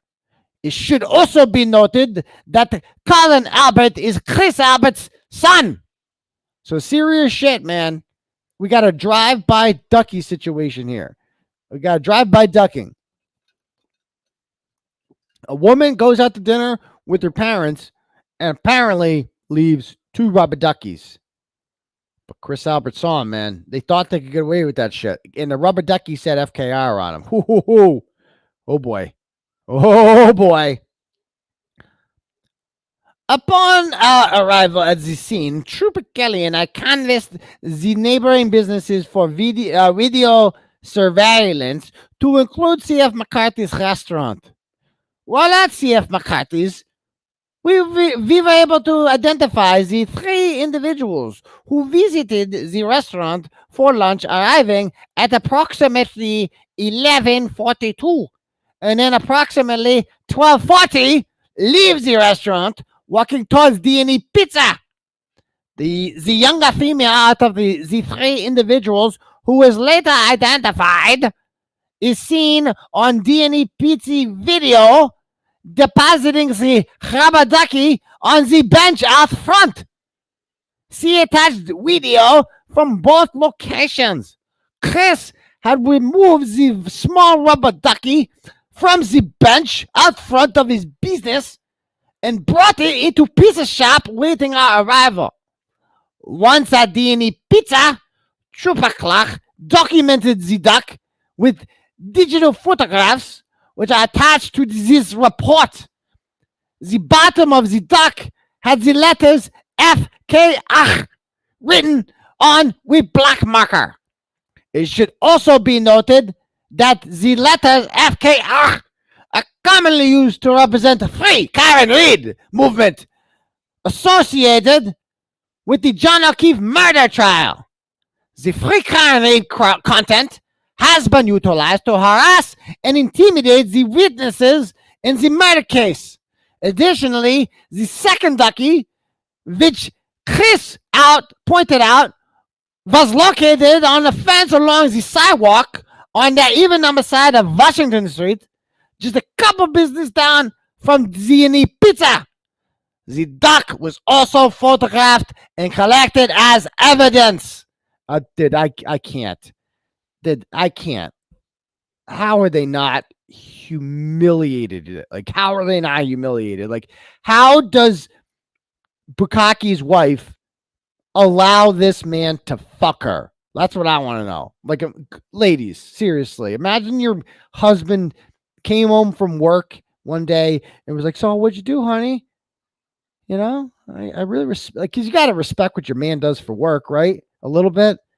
What'd you do at work today, honey? Oh, honey, we got the rubber duckies for Chris Albert, and we pulled the surveillance videos, and then you're like, well, I'm never gonna come again. That's the end of that.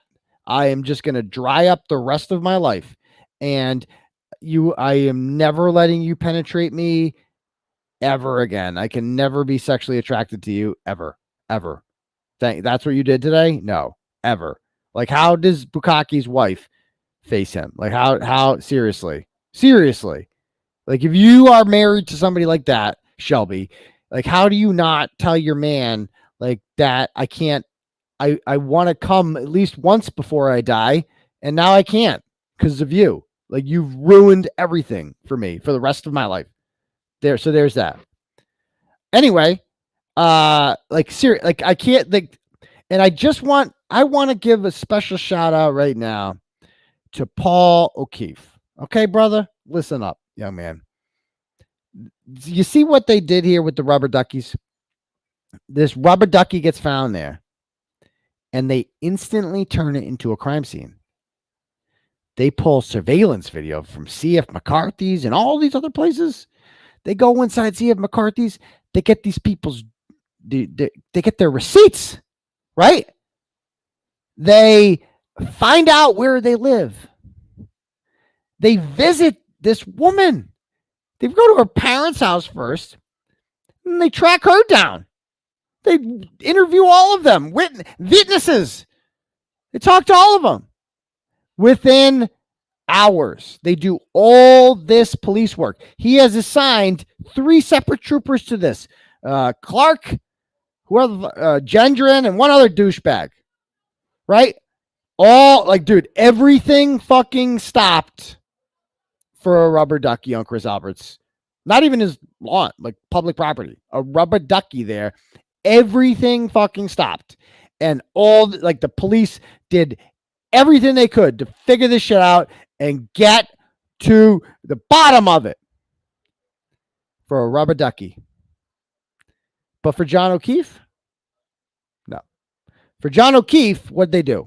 They didn't pull. There's surveillance videos at both houses across the street of 34 Fairview Road. Karen Reed allegedly ran him over with the car. Did they get those videos? No.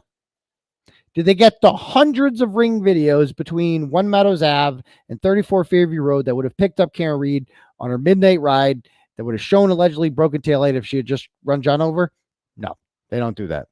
Do they follow up on the lead after hearing from a plow driver who insists that he saw a Ford Edge parked right next to your brother's dead body at 3 a.m? Do they do anything to find out the driver of that Ford Edge? No, of course not. Of course not. Do they search the house upon which the body was found in the front lawn of? Do they search that house? No, don't be ridiculous. They don't do anything of the sort. The rubber ducky was documented into evidence, photographed. What about your brother's shit? Where did his blood go? Oh, right. It went in a red Solo cup. Your brother's blood went in a goddamn red Solo cup. And then it was put in a Stop and Shop bag. That's what your brother got. Your brother, Paul O'Keefe, was treated with less respect and dignity than a rubber ducky. And I want you to swallow that, Paul. And I want you to think about that, young man. I want you to every night just remember that. You're on a scale of 1 to rubber ducky. Your brother was a 1. That's what he was to Bukkake. Not to us. We like John. We want actual justice for John O'Keefe. But Bukkake, and let me and this is what's embarrassing about you, Paul, is you could not suck Bukkake's 3-inch Ukrainian cock any harder than you are right now. That's what you did. Like the man who gave a shit more about a rubber ducky than your dead brother. Instead of standing up for your brother and demanding better for him, you just licked Bukkake's balls up and down. Not that it would take very long to do that, because it's very small. But you did it anyway. You started at the bottom, right around the asshole. You licked a little bit. Then you went up for the balls, and you worked your way up to the shaft. Okay? And then you did a little swirl thing at the top. And then you went back down, and you ended by licking his asshole. That's what you did to the guy who treated your dead brother worse than a rubber ducky. That's what you did. You should be embarrassed and humiliated, because every day, Paul O'Keefe, that you support this charade, everyone's fucking laughing at you. The only people who support you, who pretend to support you, are child abusers like Krusty Panties. That's it. Have you seen the people outside, Paul? I know you ain't stupid. I know you played football at Stonehill. You were one of the cool kids your whole life. I get it. But now look who you're surrounded by. Look at these fucking losers, Paul. You said one of the last things you said to me, Paul, was that you wished I was on your side. You know why, Paul? Because I'm one of the cool kids. I'm fucking Turtleboy. Of course you want me on your side, but I'm not. I could be on your side if you supported justice. I ain't supporting McAlbert, so you are. And just look at the fucking losers who stand outside and support you at court. That's all you could find. Plevin, brother. Fucking Plevin. Natalie the German. Krusty Panties. Fake victim. That's it. That's all you got. Steffi Ferrari, the second cousin of John O'Keefe, who never met him ever. That nut job. So I know Paul's watching because he watches every episode, and I just want him to marinate on that one. That these guys, and I know you ain't going to change, Paul, because you're kind of too much of a pussy, let's be honest, to man up and admit you're wrong. You don't have it in you. You got way too much pride. But just know that, Paul, your brother's life to the state police, to the people whose balls you lick every single day.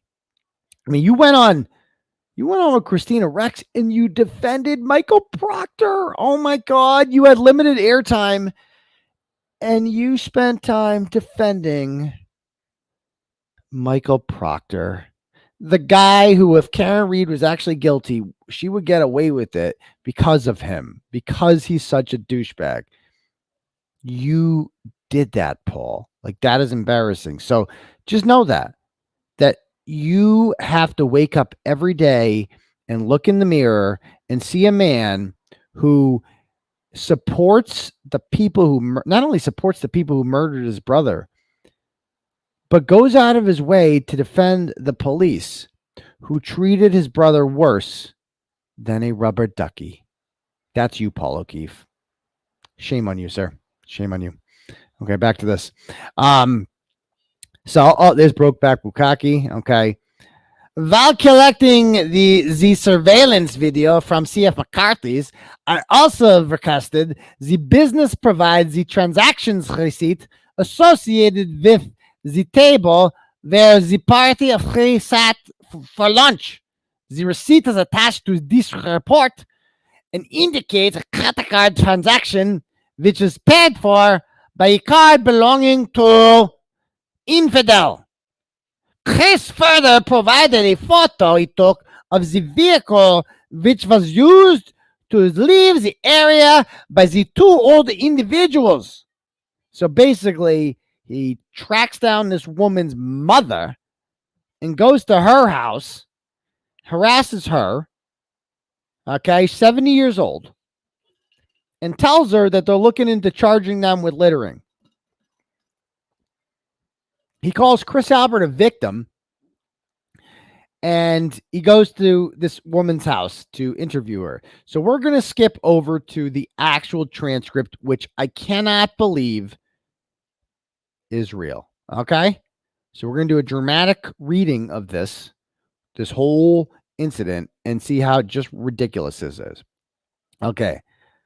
So he goes there, and it's like he immediately starts talking to a kid. Like, it's so creepy. Like, hey, little kid, what you got there? Ooh, bet you want some candy, don't you? Yeah, that's like, it's got that vibe to it. What's up, buddy? What kind of dinosaur you got there? Or is it alligator? And the mug goes, okay, all right.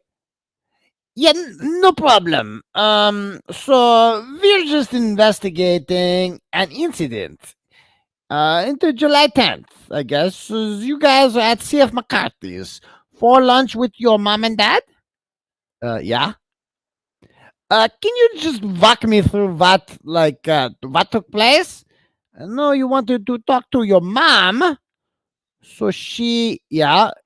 You kind of know what we're looking into, but can you just tell me what you remember about?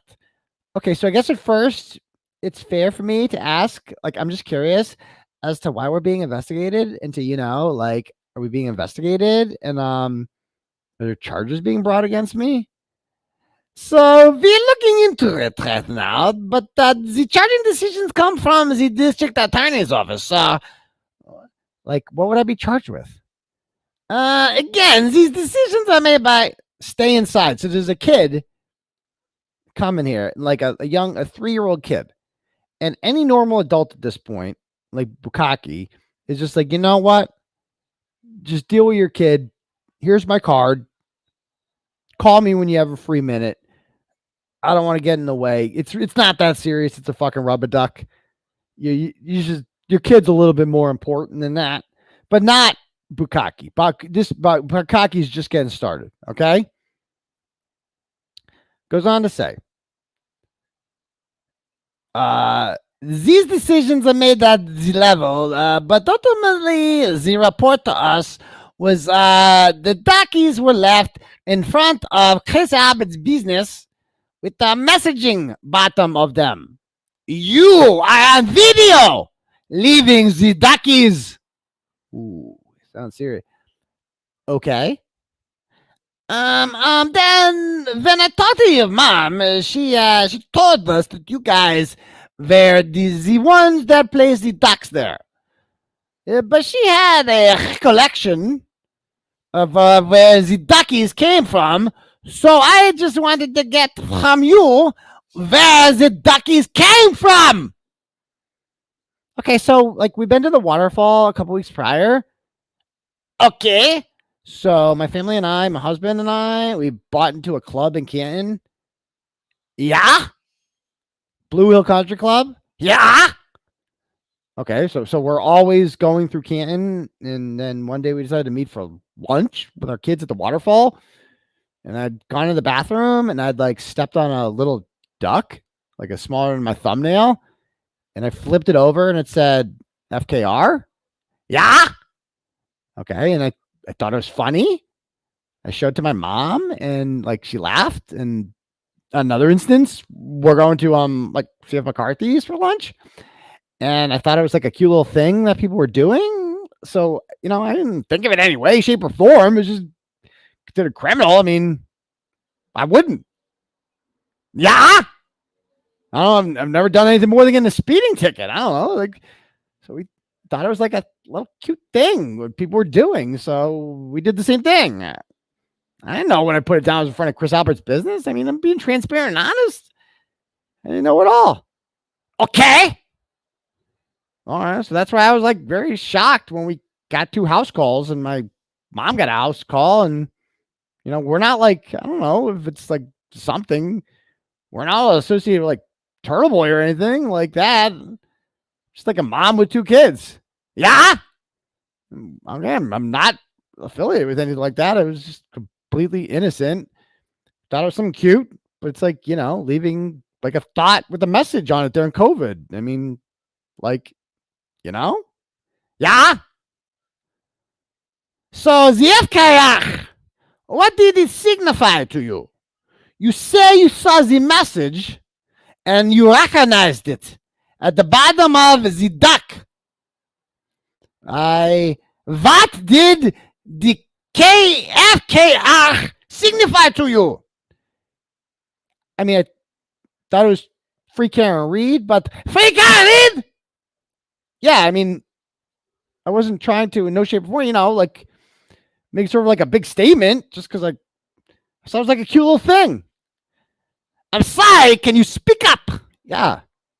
The lawnmower next door is loud, I guess. Okay, to support. So you're telling me you had no show support for whom? To just like everything that's going on. So I'm like in no way trying to do anything criminal, illegal, like rude. And I didn't even know about it until I stepped on it at the waterfall. Okay? Well, I thought people were just doing it, So I'm baffled that I'm being questioned about it. And I'm happy to cooperate in any way you want me to, but not in any way affiliated with any of the other things that are going on in Canton. Like, I go there to go to the club. Yeah? Okay, we won't be going to those restaurants anytime soon. Well, that's fine. But the question, I guess, I have is when you pick up something from a bathroom, a public bathroom, and you decide to put it in the Ziploc bag, put it in your purse, and then transport it in front of this building, in front of this business. To be honest, we put it like in a little bridge somewhere. Like it wasn't just like a can thing. I don't know. Well, the father, you guys are conversing, and your father gestures to the bench. It's on video. So that's why I know. Yeah? Your father gestures to the bench, and you step in front of the business, and you take it out of your purse. Yeah? And then you put it in front of the business. Okay, I can tell you. So you say it's just a coincidental that this happened? Okay, I can tell you with complete and utter certainty that my father, A, barely followed the trial. Okay. B, had no idea it was D&E's pizza bench. I don't even know if they own that bench. Okay. And C, I literally had no idea about any of this duck business. I'm just like reading about it now all the time. So when did you learn about the rapper ducky business? Afterwards. So then I thought, like I said, I thought I was just a cute little duck that people were putting around. I don't know it's going to turn into something so big. Okay. So you said your father didn't follow the trial at all. How much did you follow the trial? I don't see how that's relevant. I watched some of it, the things. I'm on the internet. I mean, it's hard not to. It's hard not to? Okay, now I'm starting to feel like I'm on trial for something. You are not on trial. I know. I'm just asking these questions I'm starting to feel kind of establish your knowledge and your intent and your, sir, there was zero intent to put the ducky in front of the business? Yeah. Yeah, okay. Yeah. So now you tell me to answer my earlier question that was purely coincidental that you put in front of the business? Yeah, I put them in other places too. I put them on, okay, like a little bridge. I put them in like zero intent. So the duckies you had in your possession, where did they come from? I don't even know, to tell you the truth. I mean, we have like little kids and we buy them ducks and like whatever. I found one, I kept one. Yeah. And then it was like, we literally have these. So like, where did you get the duckies? Amazon. Okay. Amazon. You got me. Amazon. Amazon? So you purchased them on Amazon? When did you purchase them on the Amazon? I don't know. I starting to feel a little uncomfortable here. Why do you feel uncomfortable? Because I feel like I'm being put on the spot for something that was clearly innocent. Now I feel like I don't even need to say much more. Okay, that's fine if you feel that way, but I'm just trying to get to the bottom of it. You want to get him? The little boy is going to the neighbor's lawn. Yeah, I probably should. With the lawnmower. They're going to eat him. This is the most crazy part to me. Like, bro, this fucking douchebag almost got a kid eaten by a lawnmower. His mother's trying to like watch her kid, mind her own business.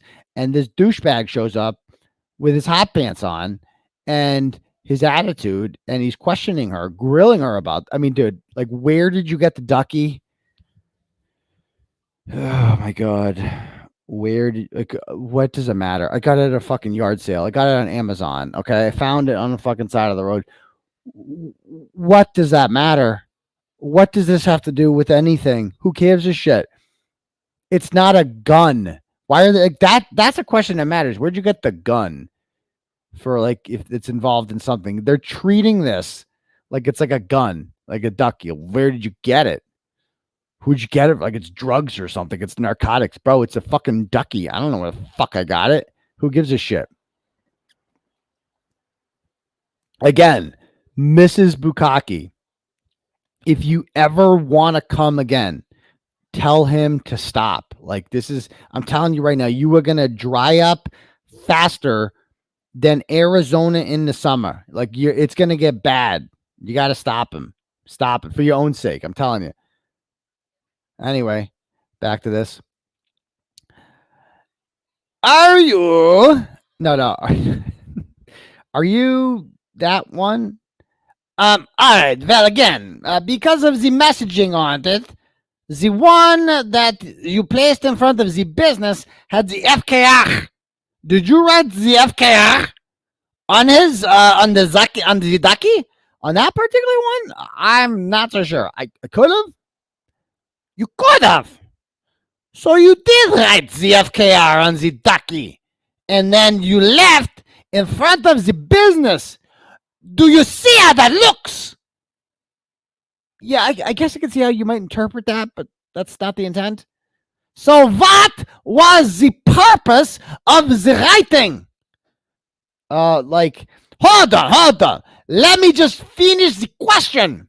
The purpose of the writing of Freakin' Reed, going to Canton and leaving the ducky as a message in front of a witness in a case of a homicide. I did not know what that was, where the bench was. It was just like a bench. So you did not know a DNA pizza and the reference to a Chris Albert? Of course I knew that there was Chris Albert in the case, but I didn't know that his pizza shop was next to C.F. McCarthy's. I didn't. Okay. Like, I don't know. What else can I say? No. I have to ask these questions because these are the questions. Okay, I get it. My superiors are going to want to know. The court would want to know. So that is why I asked the questions. Time out. The fact that he's saying that, like, my superiors are okay with it is the problem. Like, any other person in the world, their boss would be like, cut the shit, bro. But he knows his boss is Michael Morrissey. And Michael Morrissey loves this shit. He thinks this is good policing. He's like, we are going to get to the bottom of these fucking ducks.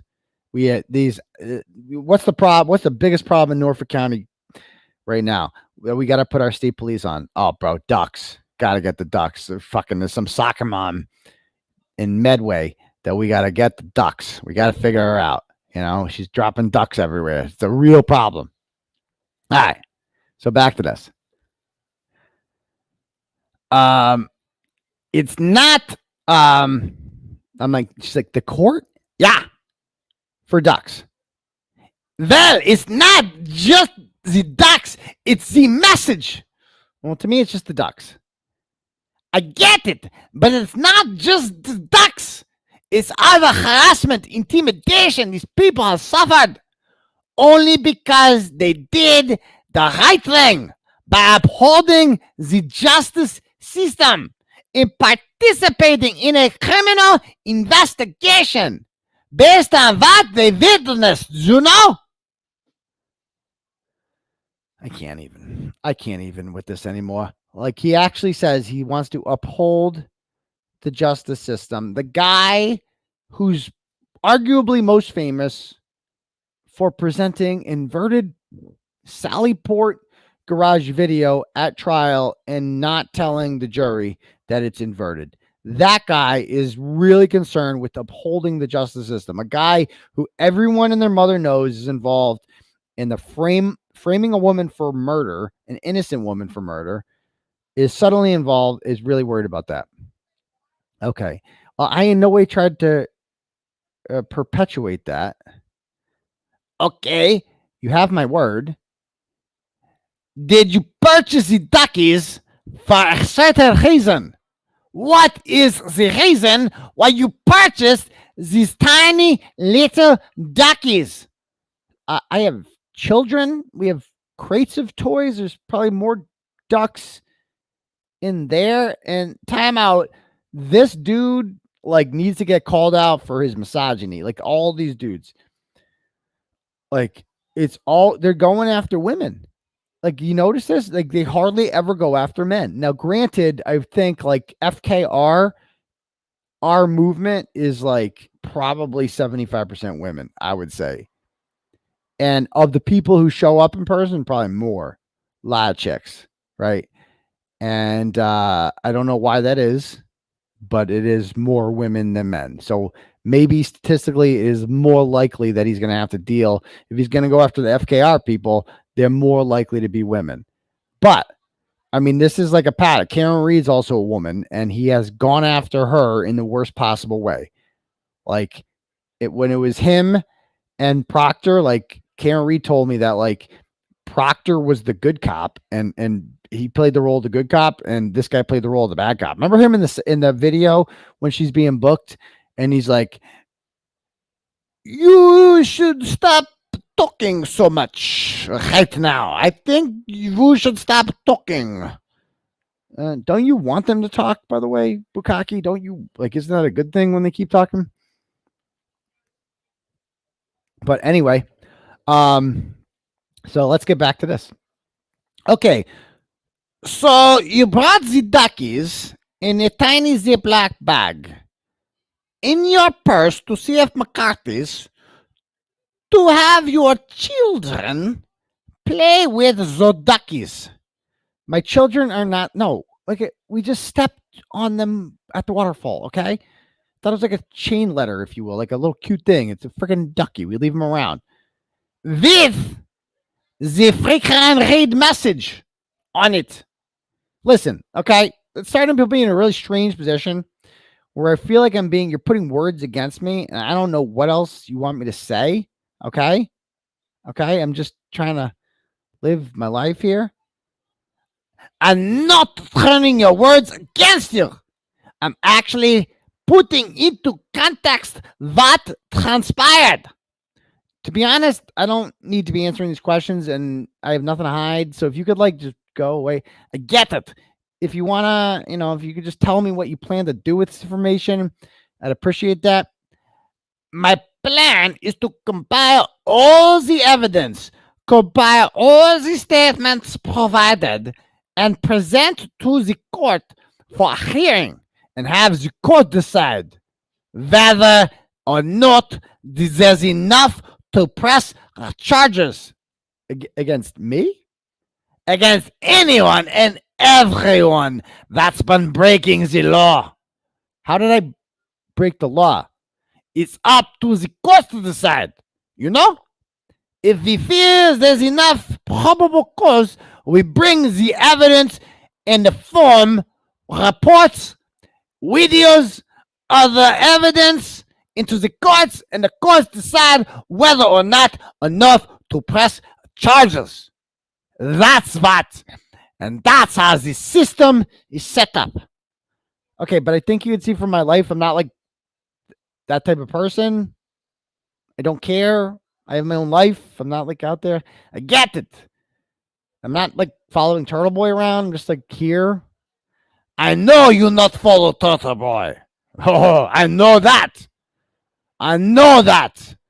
But you still took it upon yourself to write the message free can hide on the ducky and leave it in the Canton Center, whether you knew about where D&E Pizza was and who the owner of the pizza shop was, as you claim you don't know.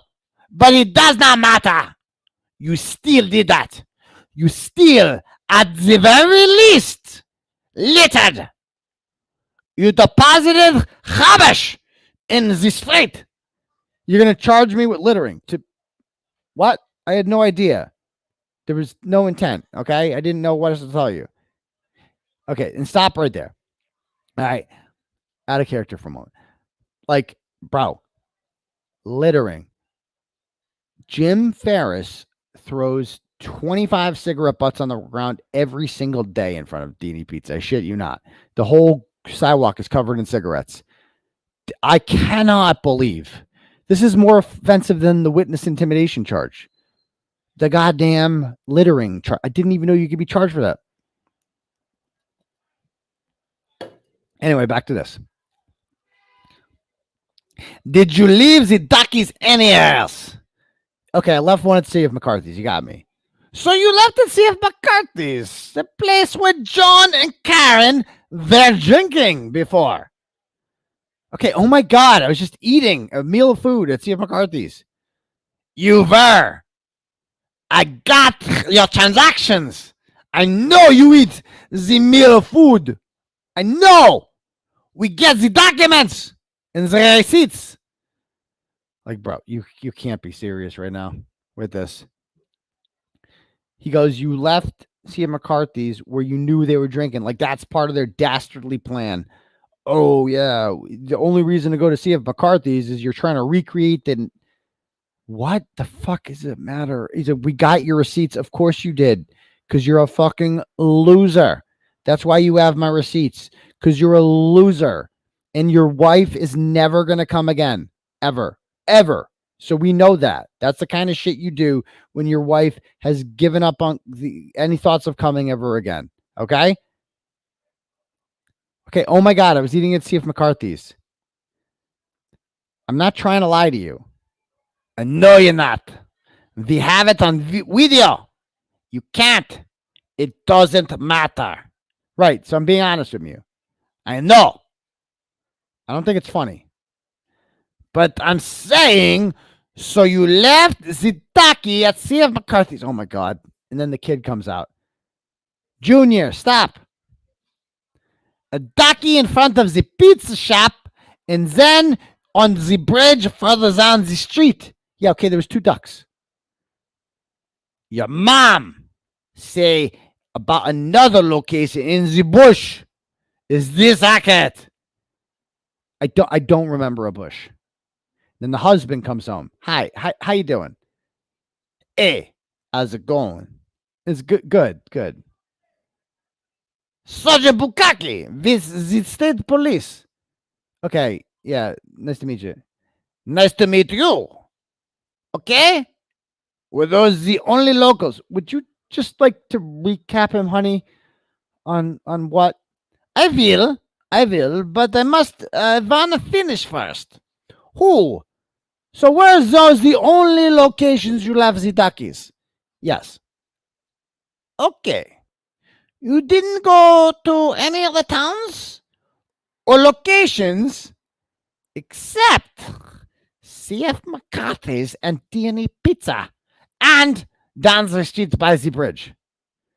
Wait, what? What's up? What's going on here? Right. When you say for D&E Pizza, I was like, on the bench. On the bench. Yeah, I was on the bench. On Washington Street. Wait a minute. Wait, this is a public street, right? A sidewalk. Yeah, sidewalk. Yeah. Okay, yes. Okay, yep. Yep. Yeah. And then he came out and so let me get this straight, honey. So you were there, and then he came out and he videotaped them and he harassed them. Right? We're on the same page here. Okay. So he came out of his restaurant and no one went into the restaurant. Mm-hmm. So he came out and then he took photos and a video, honey. And he videotaped them illegally. Just want to be sure. What's illegal about that? You can just videotape anybody on the public sidewalk? That's apparently what's been happening. Yeah. It's the First Amendment, right? I can't anymore. When I saw he mentioned the First Amendment, that suddenly Bukkake, of all people, is concerned about First Amendment rights of people to videotape others. I can't. I mean, you cannot make up this level of we're being punked, right? We're being punked. The guy going around arresting people for videotaping is suddenly concerned about First Amendment rights. I can't. Notice the tone changes as soon as the husband shows up too. It gives the wife more confidence because he's picking on her because she's alone. And the husband shows up. He's like, wait a minute. This guy was being the douchebag. He was the one taping her, and you're down here busting her chops. Good for this man. Good for this guy for standing up for his woman and being like, dude, get the fuck out of here. I mean, in a sane world, like he goes, take your fucking gun and badge off, and we're going to fight right now. You ain't going to talk to my woman like that, motherfucker. Let's fucking go. Let's go. You fucking pussy. You fucking pussy. That's what happens in a sane world. Like, you don't treat women like this, but Bukkake does. You know, that's a real husband. His wife comes. Okay. Bukkake's wife doesn't come. That's the difference right there. Back to this. So this is not, and you can be videotaped. So you can probably put a duck anywhere, right? How is it not my First Amendment right? I'm sorry. You were both talking at the same time. One at a time, please. Okay, how is it not my First Amendment right? What is not your First Amendment right? The duck. Well, when you're harassing and intimidating witnesses, how is that harassing? But I wasn't harassing, intimidating anyone. I just thought it was cute. Mm-hmm. Something I'd seen before. Yeah. At the waterfall. Mm-hmm. That I did. I see. So you just copied somebody else's actions. Yeah. Yeah. And I didn't find that to be harassment or witness intimidation or anything like that. Okay. That's your take. Again, it's not up to me to decide. You got questions, sir? I want to make sure I address both of you guys. Well, I was, it was the same one. You know what I mean? Like, I don't understand how what he did coming out of a restaurant. Two people are walking on a public crosswalk. Yeah. And coming out, nobody went up to them. Right? And then Chris Albert went up to them. Yeah. And what did he call you, honey? Did he call you a loser? A loser? He said, yeah, a real mature loser. Like, of course he did. That's how you know these people actually saw Chris Albert. because they reported being called by a loser. He can't not call someone a loser. I don't know. I don't know something. Yeah, real mature. Yeah, real mature. Real mature. Yeah. Okay. Yeah. To put the context, because they've been dealing with a year plus. And then the kids fucking around. Honey, we can't play right now. We're dealing with the Gestapo. We can't. The KGB's here, honey. Okay, just go play with the lawnmower. Just go do something. Okay. Non-stop harassment, threats, intimidation, strictly, as I told your wife about. Strictly, because they were witnesses in a homicide case. Somebody's life was taken. They witnessed it, and they were part of the investigation. So they did their civic duty and testified to the observations. And they've endured incredible harassment, intimidation, threats to their life, their loved ones' lives. They feel attacked. Then you send a message such as free carried, like you said, you put on the duck that you put in front of the business. He took it as I can't with this. Chris Albert. First of all, they witnessed it. Not a single one of them witnessed. I'm glad for the first time Bukkake is admitting that all these people witnessed the murder, because they did. They did. They were all there when John O'Keefe got the shit kicked out of him and then put out in the lawn to die like trash. That they were 100% there for that. 100%. And like just turning these people into, poor innocent victims. And that Free Karen Reed, like Free Karen Reed has been turned into like Allah Akbar, or like the N-word, or there's a bomb on the bus or something like that. Like that's what it's been turned into. Like you can't. They're really trying to outlaw Free Karen Reed. Like you can't say it. Like that's fucking insane. Okay, there's a video camera. He's constantly surveilling his property. How would he know what was on the duck? Well, because when it was picked up, we saw that. We saw the message on the duck. Did he pick it up when you were there, or did he just see you put a duck down? It's video recorded. I have the video. Okay, so you assume that there was a duck there. Okay, we're not assuming anything. We're going off evidence, okay? Okay, I'm saying he assumes Chris Albert. Okay, I assume they put a duck on the bench, and the duck said FKR. Am I correct? And he came out and recorded them, videotaped. Yeah, his video surveillance is constantly recording, okay? Right, but I guess what he's asking is, did he pick up the duck before he started recording us? The video is recording constantly. Okay, but when he said real mature, I don't know if it was captioned. Okay, he recorded me with his phone. This is fun, okay? Okay, and I also would like to know, because this is something I've been thinking about, how is this a state police matter and not Canton police matter? And that's a great fucking question that this woman asks. It's like, bro,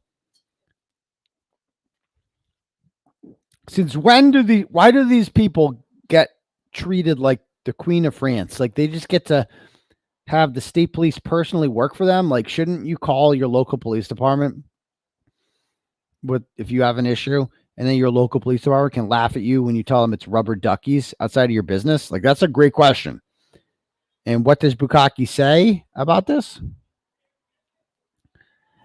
I can't answer that for you, but I would only venture to say the fact that the state police, we as detectives in the district attorney's office, we investigate homicides. And this being relative to the homicide investigation and the witnesses in the homicide investigation being intimidated and harassed. That's why we are. That's Okay, but this feels like intimidation to me. So you feel intimidated talking to me? Yes, I feel intimidated. But you live in the duckies is not. Yeah, I feel intimidated by you showing up at my house with a gun. Okay? 3 times for putting a duck inside of the Canton police academy. The state police. You know, you obviously testified in the case, right? Yeah. And you're involved in the case. Yeah. You come to my house about a little duck that was put down that makes me feel intimidated. Yeah, I feel intimidated. How am I intimidating you? It's a duck. But how are you intimidated by the duck? Exactly. Is that not the best part? When they go, but how are you? He asks them how they're intimidated by the duck. And they're like, yeah, exactly. Because it's stupid to be intimidated by a duck. Wait, is the Alabama game good? Because I'm hearing all these people outside cheering. Am I missing like a crazy game? Bro, Georgia came back? That's wild. But now Alabama just took the lead? Oh, shit. Missing the game of the century, huh? Wow. Okay. Wow. Anyway, back to this. It was 28-0 when I started. Now it's like close. Dude, huge lead changes over. And how could there be that many lead changes if it was 28-0? That's wild shit, man. Okay. So it was 28.5. All right, whatever. All right, cool. Anyway, back to this.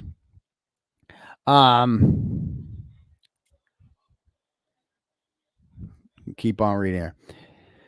So exactly how are you intimidated by a duck? You are not involved in the case. So people messaging on the ducky and leave it in front of the business. Nobody came to your house and left anything on steps, right? A duck. Right? Yeah, right. You've been coming to our house. Okay? We didn't leave it in his business. We left it on a bench. Okay? 6 times I told you this. On a public bench. I didn't even know it was his bench. I didn't know he owned a public bench. Yes! The bench! Okay. I just feel like I'm sorry if it's upset you, but it's not my intent. I appreciate that. I do. Okay. You see what a waste of time this is for you guys, right? I do see it. He goes, I do see what a waste of time this is. Like, bro, have you no shame? The guy goes, you got to tell this guy to grow up and move on. You got to tell this guy, like the husband just saves the day. He's like, bro, you got to tell this guy, just get over it, dude. It's a fucking duck. Okay. It's a fucking duck. This guy's, no one came to your house. We didn't kill anyone. And we also didn't go to his house. Okay.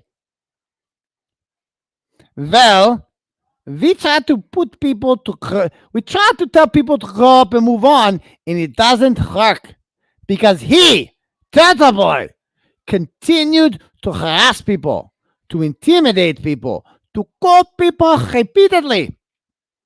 There's a reason we are here. Believe me, I do not want to be here. Okay? I don't. I know you people are probably wonderful people. You just got caught up in the hysteria, the media exposure. Hey, Junior, can you, I know this fucking kid, like, can you take a fucking hint and get the fuck off our property? Okay. We see stuff on TV. Honey, don't. When we see stuff on the TV, we get desensitized to it, not realizing these are real people's lives. Okay. You know? And they have emotions. They have lives of their own and have been extremely intruded upon. They feel attacked, like their civil liberties have been violated. Oh my God. I can't even. I went to jail for fucking journalism. And these guys talking about Chris Albert's civil liberties. Like, you can't fucking be serious. You can't. Like what? The Canton 9 were almost charged with felonies for holding signs and peacefully protesting on a public street. And this guy's talking about civil liberties. You know, if you had people protesting in front of your house, how would you feel, right? Well, Bukkake, if I had people protesting in front of my house, I wouldn't be able to do shit about it. I probably wouldn't like it very much, but wouldn't be able to do much about it, would I? Because this is a free country. You can protest in front of anyone's house you want to protest in front of. Now, I don't live there anymore, so it would be counterproductive. But and there's also no sidewalks on that street, so you'd probably get hit by a car. But besides that, I guess there's nothing that anyone could do about that. Okay, I don't know what else I can say. All right, no, you answered my questions, but you know what we have, because you know we have to enforce the laws and maintain order and civil order in our society, because if we don't, the next episode happens will be 10 times worse because nothing was done. Do you understand? Yeah, I understand. And you wouldn't want to be on the other side of things as a victim. Never mind a witness that's just witnessing a crime taking place. Oh, I can't even anymore. I'm getting a headache from this. All right. So anyway, my favorite part, he tells him, hopefully you took something away from this. Yeah, hopefully you learned your lesson. Put yourself in these people's shoes. Analyze what's going on. Put yourself in these shoes. Have a heart-to-heart, human-to-human. The guy that laughed at Michael Proctor's messages about balloon knots and retarded clients' phones and looking for nudes is all of a sudden really concerned about heart-to-hearts and human-to-human. Think about poor Jennifer McCabe lecturing. Yeah, she's the real victim here. Okay? You are part of a group of people. You didn't do the picketing. You didn't do the harassing. But you did write FKR and a duck, and that's illegal too. Okay? We thought we were going to stop at protesting and phone calls and messages. We were going to stop at that. We were going to be like, that's illegal, but the rubber ducky and the free can't reach shit, that's okay. No, that's not okay anymore either. Okay? Hopefully you don't reoffend, he says. Reoffend. Okay. There was an event that was significant right before, and you guys walked by. Okay. And then my favorite, this part, when he goes, believe me when I tell you that people lied to us. Yes, they're called the McAlberts. And by the way, look how small the rubber ducky was. Look how small it is compared to a ball or a kitchen counter. Like that, smaller than the taillight that was that was planted by Michael Proctor in John O'Keefe's clothing. That's how small it was. But anyway, I have no voice left after all that dramatic reading, but hopefully you guys enjoyed it. And by the way, did we see this? The incident outside of CF McCarthy's or D&E Pizza that Krusty Panties posted yesterday and then took down. Check this out. So Krusty Panties posts this video with the ominous message yesterday or 2 days ago saying coming soon, like AKA we're gonna dox this woman. But the woman, her name's Josephine, and she put her own shit out there with her words on it. She didn't, so you can't really dox her because she put herself out there, so she's not hiding who she is. And she apparently wrote FKR on her own window of her own car. And it was parked in front of D&E Pizza, and Chris Albert is taping 24/7 with his Ring surveillance and is inside the pizza shop with Colin acting like complete buffoons and saying the following about this woman.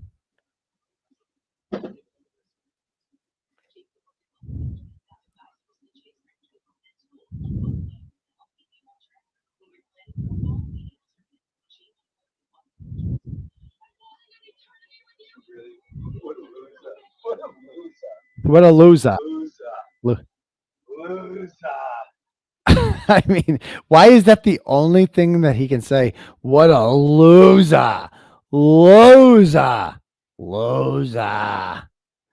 He's such a fucking moron. How is he even real?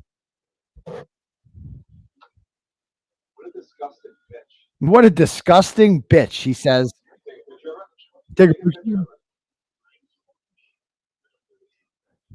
All the shit that they would cry about.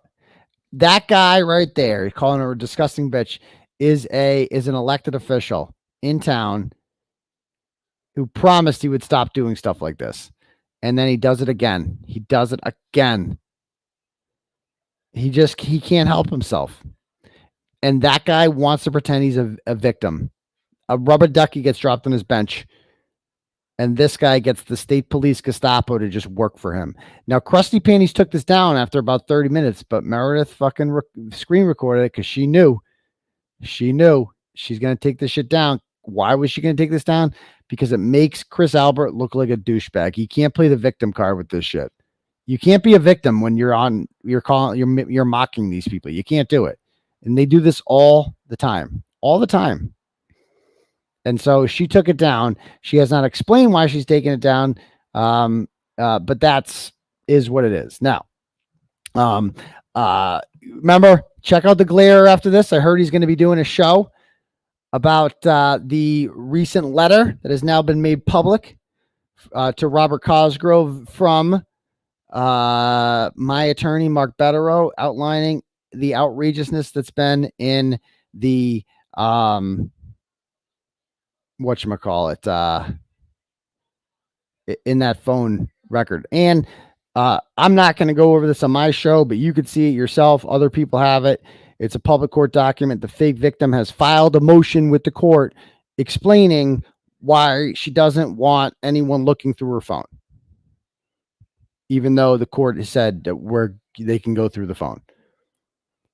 And there's some things in there. She lists like a bullet point list of all the things that she doesn't want anyone to see. And we all agree that like there's some shit on there. Like there's one that says like pictures of victim, that's what she calls herself, victim, pictures of the victim giving birth. Like, I don't know why that would be on anyone's phone, but I don't want to see that at all. And I certainly wouldn't distribute it. Like, don't want to see that. No, we all agree. No one wants to see that. Okay. And then the last bullet point is, and much more, like it's a cliffhanger or something like that. That's a public document. Anyone can go and see that. I'm not going to waste time going over that. You can read it if you want. I think Haley Walbrick posted it yesterday on Twitter. There's another good motion that Cosgrove filed. A lot of good shit. But I'd recommend after this checking out the Glare. So let me read some cash apps and we'll call it a night. All right. And some turtle chats here. It's people I missed. Okay. Bang through these. Nicola sends $10 and goes, listening to you do that accent on 1.5 is hilarious.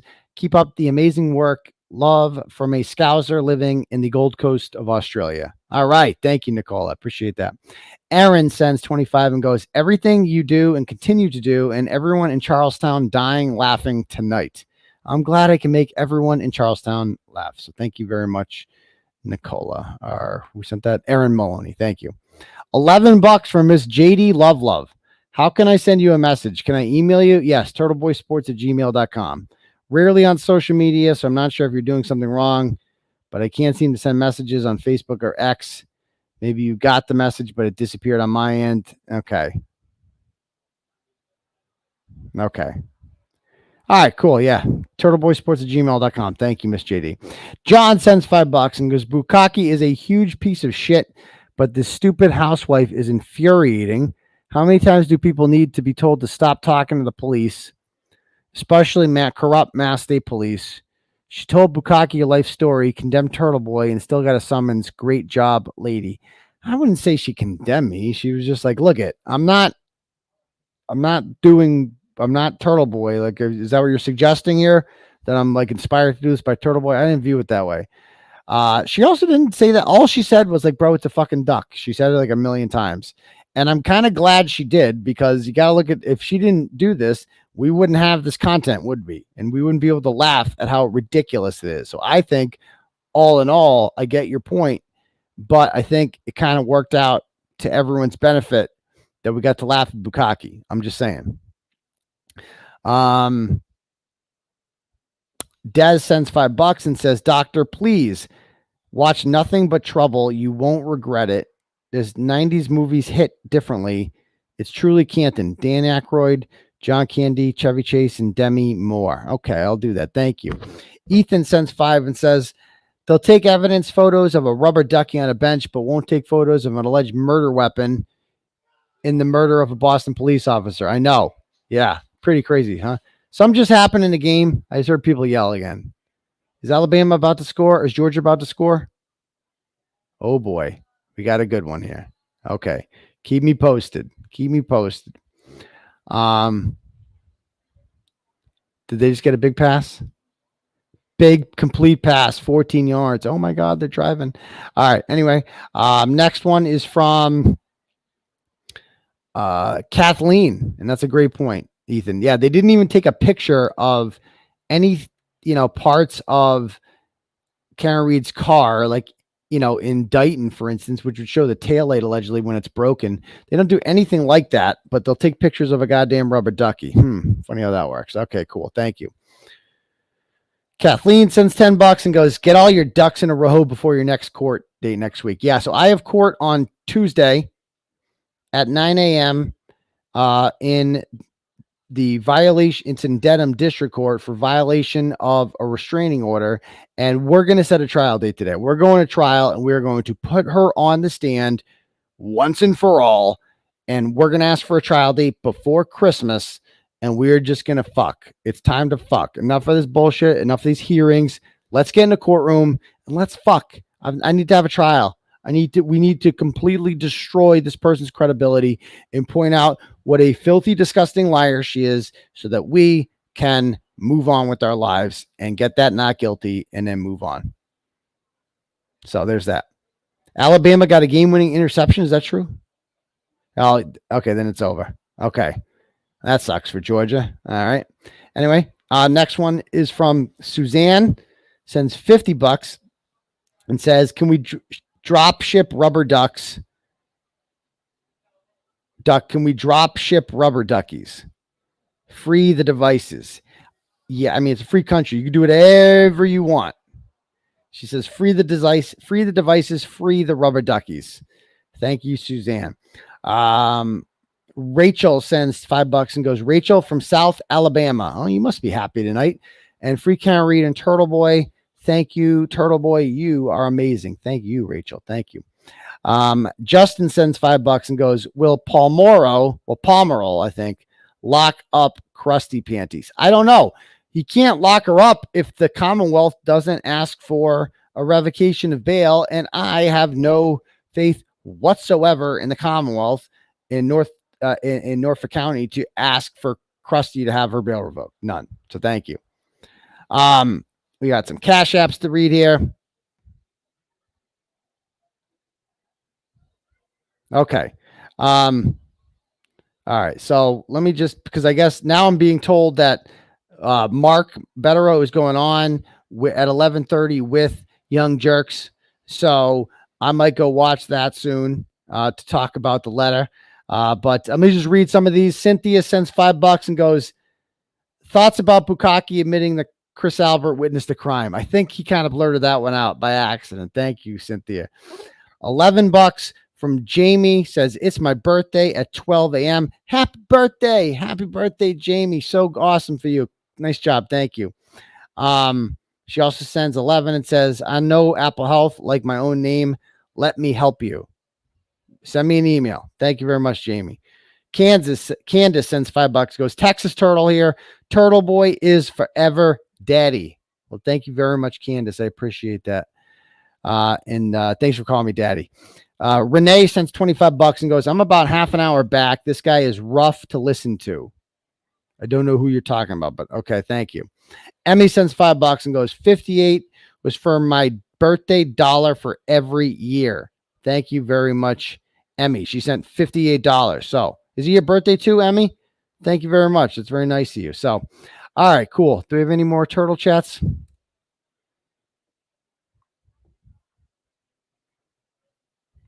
Okay, cool. No.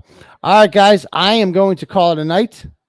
I love you, fine people. I don't know if the Glare is going to be live or if Young Jerks is going to be live talking about this letter, but I am out.